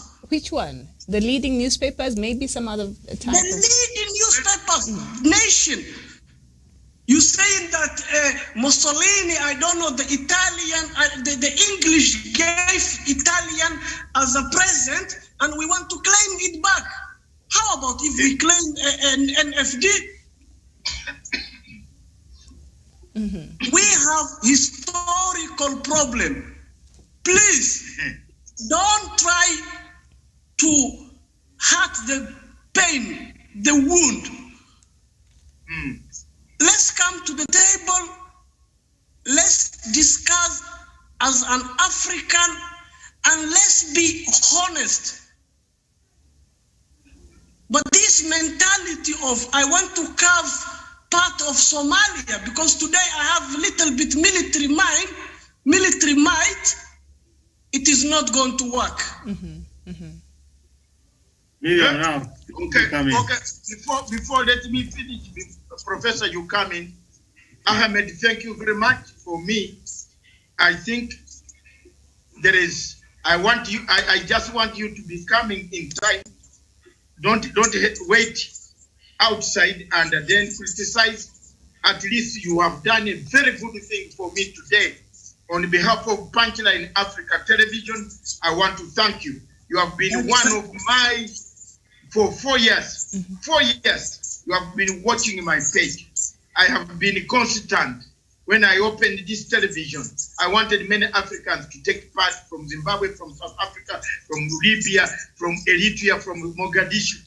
Thank you very much. Thank you so much. I am not against any Somali. I am only worried of one person, the head of state, who is actually borrowing some bad manners from Museveni and importing them in your place. So I am getting concerned there. Two, I'm worried about the only man who has become the only first president of Somalia to take Kenya to ICJ instead of talking in AU in Addis Ababa. Three, but Mr. Masanga, if I joke with you, if you don't mind, we say charity begins at home. Why don't you start with Museveni, then you come to Farmajo later? No, but Museveni and Farmajo are the same. Yeah, but you start with him. That is your native country. Listen, for me, you know very well, Aden, for 5 years, you know me. I've been battling Museveni since 1986. And I handed over the baton to Mr. Bob Wine now. I am an elder man, 65, I'm going home. The sun is setting down. You don't stick in power. You think if Farmajo is going to sit in power, he has to hand over power to Ahmed Aziz. Yes, don't stick on power. I have given Bob Wine the mantle, the baton, really run and finish. So yeah, but you don't decide the will of the Somalis. All right, we understand that. Somalis. Okay. Yeah. Thank you so much. No. Before you go, the will of the Somalis has been decided by you, your president Farmajo, deciding to have Ugandan. Can you live in a developed country? Can you surely allow your officials to be trained by Ugandan Electoral Commission? A fifth training. No, but you don't speak for us. No, all but right. I'm not speaking for you. You have taken Ugandan advisors. Ahmed is saying Somalis are okay with the training. They don't have a problem with that. But before you... Thank you very much. Professor has some word for you. Okay. Mohammed, Yes, sir. thank you for at least agreeing with me. Let me ask you this question. Have you ever been to Nairobi? Mimi pia ni Mkenya. Asante sana, na nimefurahi sana. When this problem started, my fellow panelists here will tell you, I say that let us give dialogue a chance. Let us talk to one another. We are neighbors. That is how Hara designed it to be. You run away, you talk to us, we don't talk to one another, we will still remain neighbors. Let me have this to say. A stable Somalia is good for Kenya. A stable Kenya is good for Somalia. The oil blocks we are trying to make, we are trying to quarrel on, and I can understand. It is only economic resources that we are trying to fight. We have never utilized these resources since Allah created the world. Why should we allow it to bring problems to us? This is what I have to say. I have said, the people of Somalia, you decide who becomes your leader.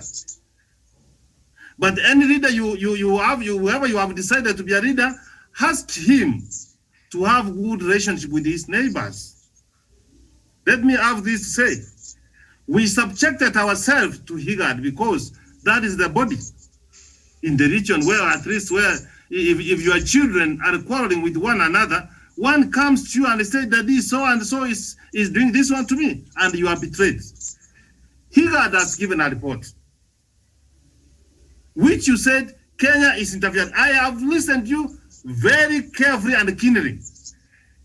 You have not said how Kenya has interfered.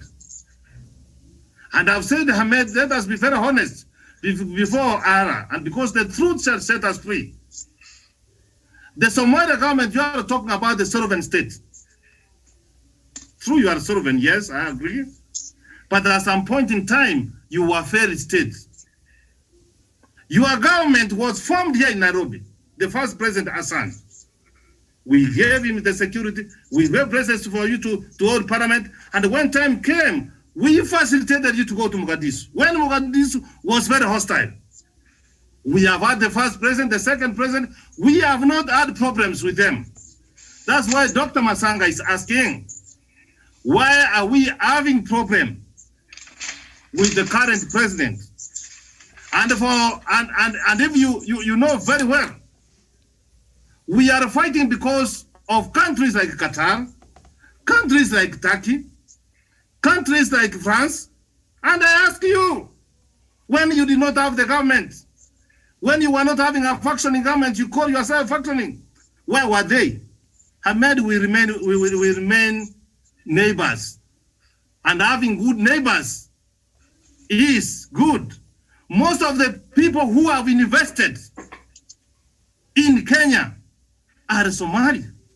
The Kenya Somalis and the Somalis, you are the brothers, you are one. It is the boundaries which were brought by the colonial people. African, we never used to have these boundaries. So when you hear a paper writing that we have clans in Somalia who are clans in the other side. And even a while ago, Dr. Masanga was telling us the other day, he also comes from the neighbor. He said that he has got relatives here in Kenya and relatives there. So what we need to promote, Ahmed, I can see you are very progressive. Yeah, but a moment, I'm finishing. Let him finish. If we enter into a quarrel of our leaders, we may lose the focus. Famajo will be in office 10 years forever, but there's some time he will get out of office. Somalia will remain, Kenya will remain. Let us work towards what is taking ourselves forward. If we submitted ourselves to IGAD, and IGAD has not solved the matter, why can't we proceed to African Union? Perhaps we can get a resolution. And if we don't find a resolution, we can proceed to United Nations, so whereby we can be able to do this. That is the only way forward. Let us remove anger. Let us remove bitterness. And I can assure you, I am a man of God.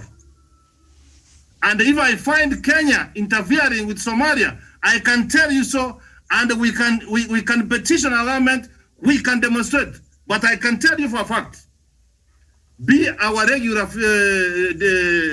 panelist here, we will find the truth. And when we shall find the truth, Ahmed, we will be strong because we will stand for Somalia, we will stand for Kenya, we will stand for Africa. I submit, Miriam. Thank you so much. And before anybody else comes in, Ahmed, I have a question for you now that we've heard that Somalia is planning to leave IGAD. Do you think it's a good idea from your perspective? Miriam, thank you. Go ahead. I have not heard. Miriam, it is not official. It seems like it's a fake news. But if IGAD continues like that, I don't know if you people investigate what is really happening. IGAD is broken into two. I think Mr. Masanga knows. The previous politics of East Africa, politics is changing. If you go back in history, there was a time Ethiopia and Kenya had a defense pact to defend themselves from the Somalia invasion. But today, it seems like Somalia, Ethiopia, Eritrea, plus Sudan are siding, while Kenya, I think Djibouti are also siding. And the way Mr. Masanga and the previous professor said, this war is not ours. It is another people's war. It is about economy. It is about international cooperation. It's not only Somalia. Let me finish 1 second. It's not only Somalia or it's not only Kenya. It's whole of Africa. What is destabilizing Africa is a foreign economic intervention. Correct. But the question is, we have to ask ourselves, who are we? Let me tell you something. My father born in Nyanyuki. If I bring in this show, you will be shocked. My father speaks Kikuyu language more than Somali. My grandfather used to help Mau Mau for Kenya to be free. Hallelujah. My grandfather was a ranger. He used to work for the British. And at the night when Mau Mau come, he used to look after maybe 500,000 cattle. At night, when Mau Mau comes, he gives them like 100 because the white man does not count his cattle. He's a non-record. You see, Ahmed? Professor, we are brothers. Professor, let me tell you something. Angalia hapa, sisi ni jirani, tutaishi pamoja. Kabisa. Unasikia? Lakini this idea of Kenya thinking because Somalia is a broken and we can take advantage of it. This narrative, this wrong, ill-advised narrative is wrong. It's totally wrong. We need borderless Africa. Okay. Can you imagine, Professor? Let me tell you this. Yes. There is we have one person who has a question, who wants to talk. And Doctor, I need to correct that. Yes, Somalia threatened to withdraw from IGAD. It was carried out on the East African newspaper yesterday. They threatened to leave IGAD. So Somalia has threatened to withdraw from East Africa. So I asked Ahmed, do you think it's a good idea for Somalia to threaten or to want to leave from IGAD? Yeah, can you repeat the question? Yes. Somalia, let me repeat it for Miriam, on Miriam's behalf. Okay. Somalia has issued a statement to say if Kenya exists, we shall withdraw from East Africa, from IGAD, and it means all those organizations, they will withdraw. Because of late, you are near Islamic, what is that place in it? Islamic, The Arab League. Arab League. William is asking. Well, I don't know about the Arab League, but Somalia threatened to leave IGAD. So do you think it's a good idea? Should it go ahead and make these threats a reality? Is it a good idea for Somalia to separate itself from the regional bloc? Yeah, because, if IGAD continues like this, because the report IGAD issued is one-sided. I don't know if you people heard what our Minister of Information said. It was read that, Mrs. Juma said. Mm-hmm. Mrs. Juma said, we even invited them to come to Baladhaw. They never came to Baladhaw. They went to Mandera, and then they issued a statement. Even the statement they issued, Djibouti issued the statement. Even the other member states did not say nothing. Ethiopia did not say nothing. Sudan did not say nothing. This information is only one-sided. And if it goes like this, I think we exit. Right. Okay.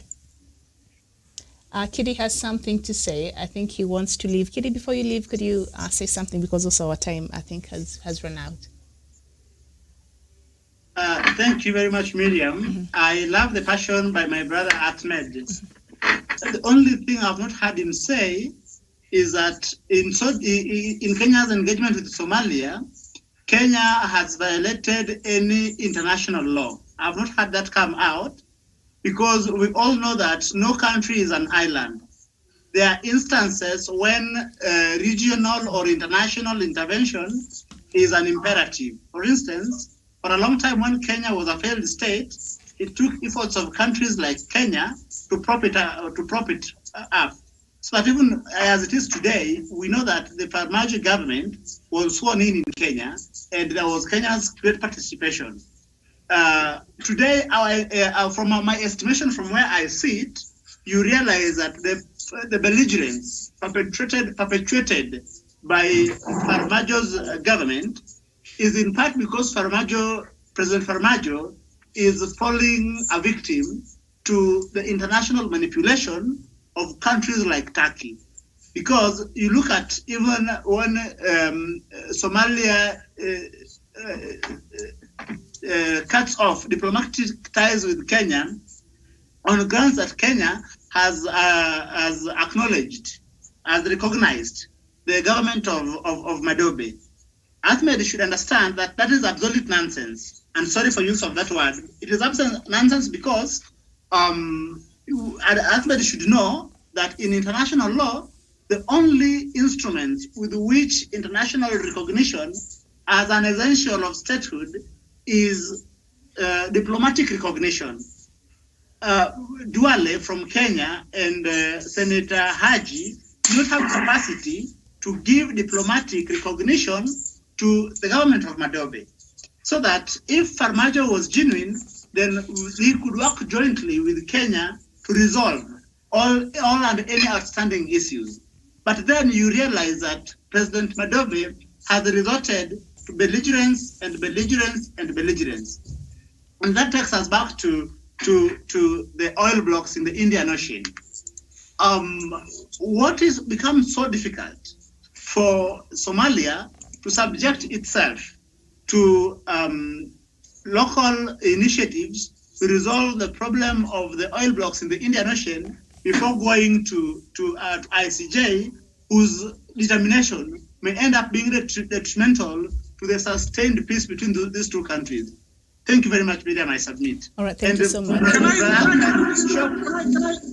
Can I respond to him 1 second? Please respond. Okay, go ahead. Yeah, thank you so much. First of all, I want to give thanks to this beautiful show, and thank you so much for inviting. This is the type of discussion we need. We need to talk to ourselves. We need to ask ourselves, how can we go from here? The previous panelist, first of all, let me just raise 2 points here. Mm-hmm. Let me just quickly raise 2 important points here. Go ahead. First of all, Kenya's argument. I want you people listen very careful, and I wish Mr. Masanga is still there. He's listening, yes. Kenya argument is based on we build or we organized Somali elections in Kenya. We housed refugees from Somalia. We did this, we did that. That will not be justification to annex part of our country. Okay. It will never be an excuse. And let me finish. When your brother is in need, wacha nikuulize, mimi jirani yako, nina shida fulani, ukakuja kunisaidia, ukakuja kuniokoa, kwani hiyo inamaanisha utakuja kuchukua nyumba yangu? Hapana. Hapana. Let me raise the other point, which is very important. Mm-hmm. My brother asked a very important question. Mm-hmm. He said, can Somalia prove the violations mm-hmm. of Kenya? It is simple. If you don't believe me, look at the members of parliament from northern part of Kenya. Who is talking truth here? Are we talking truth? Kenyan government, which Kenyan government is lying, which Kenyan government is talking the truth? Northeastern members, parliament members from Mandera yesterday said on live TV that Kenya is arming Janan and housing him in Mandera. It is a proven fact. You cannot arm rebels. Look at for example, other African countries. Look at Sierra Leone. Look at all those countries. When neighboring countries, interfered, they all became failed state. You cannot intervene in Somalia by creating rebels to fight our government. It does not work. Okay. It will not work. Very well. Your own MPs, let me finish. Your own MPs, your own MPs on live television is saying Kenya must stop arming rebels. Ahmed, where are the rebels? They are in Mandera. Who determines who is a rebel? How many guns do they have? Which type of guns do they have? SMG, AK-47?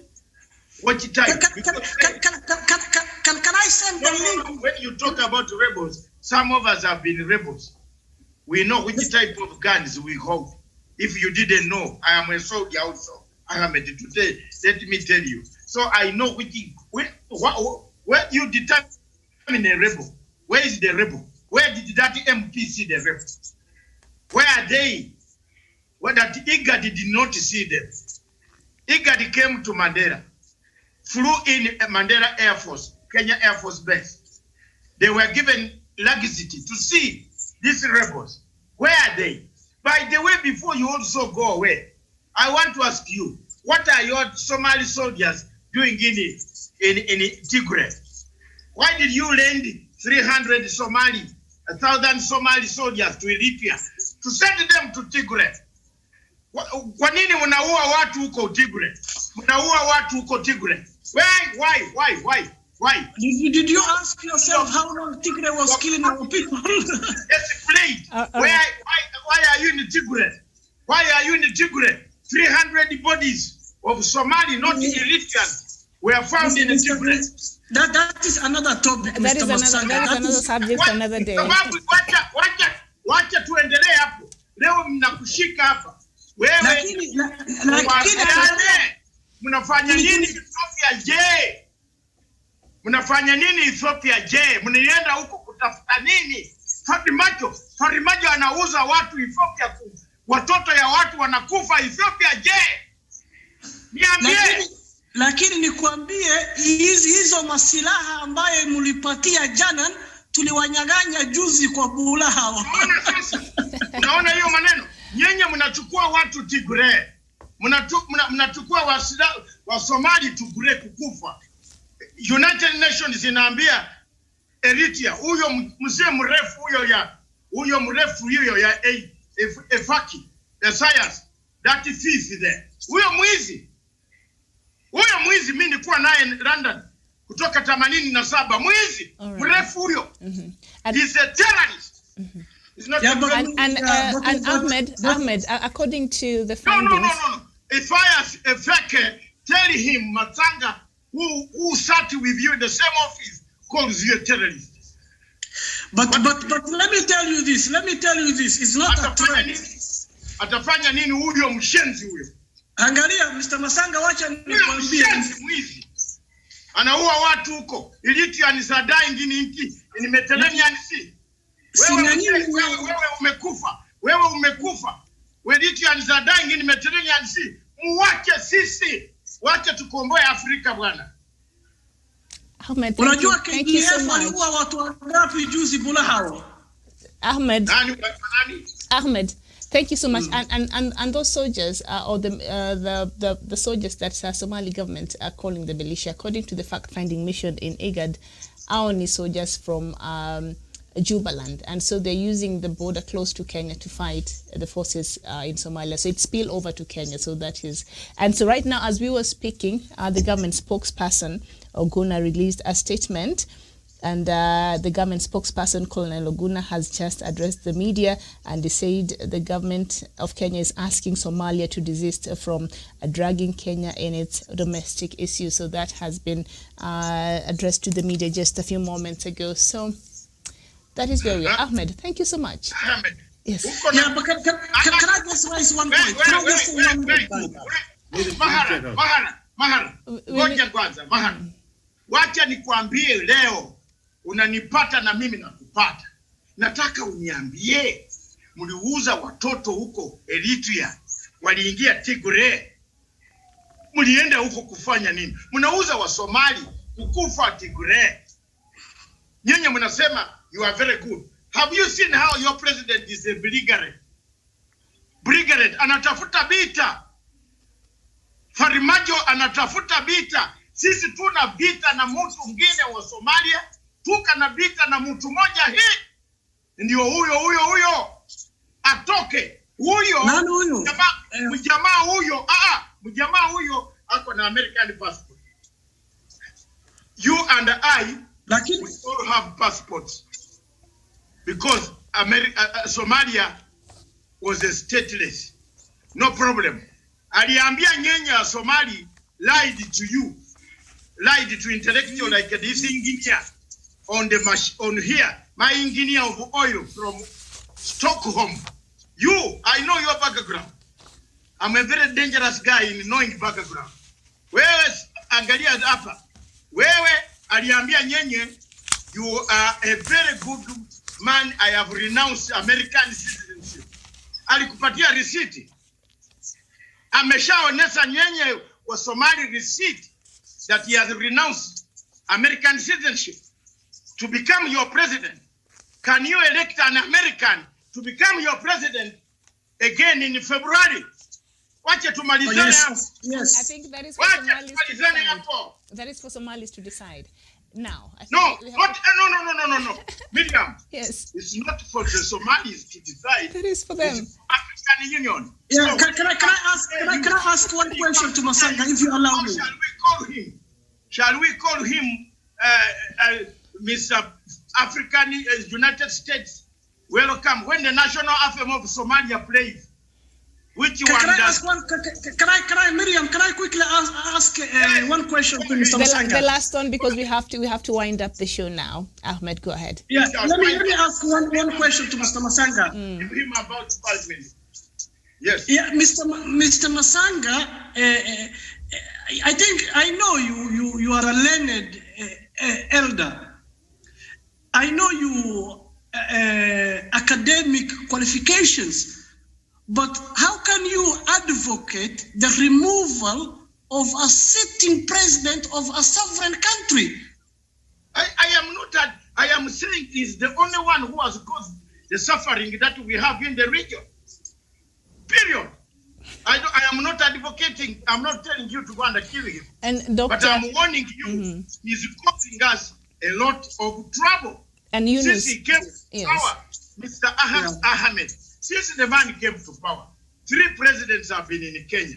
They have been doing very well with the Kenyan government. Why are we quarreling now? We are quarreling now because of one man. The former prime minister was in Kenya, Mr. Hassan Harie. He lived here. He has a family. He has a house in the Lavington and the South Sea. Has anybody taken his house? No. The current prime minister was here. He lived here. He has a property in Kenya. Is there anybody quarreling with him? No. Why are we quarreling with one man only? Can I answer you? Okay. We have to end now, Ahmed. Okay. Thank you so much. You're parting short. Sorry? Your last words. Yes. The last word. Yeah. My last word. We said one man. A terrorist is another man's freedom fighter. Farmajo is here to stay. Thank you so much.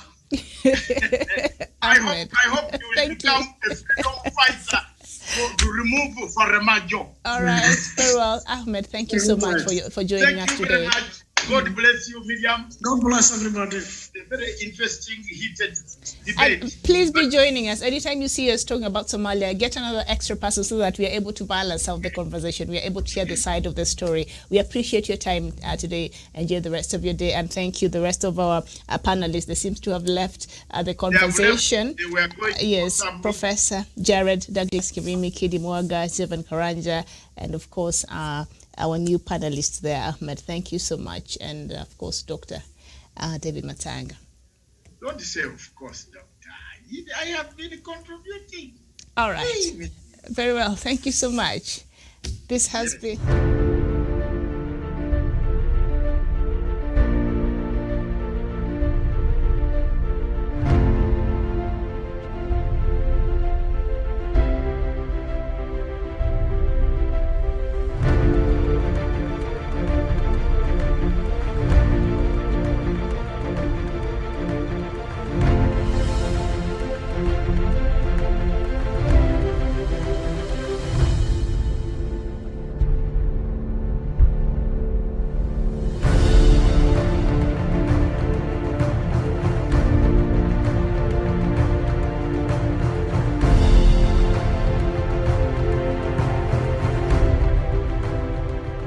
peace must be our goal and our guide.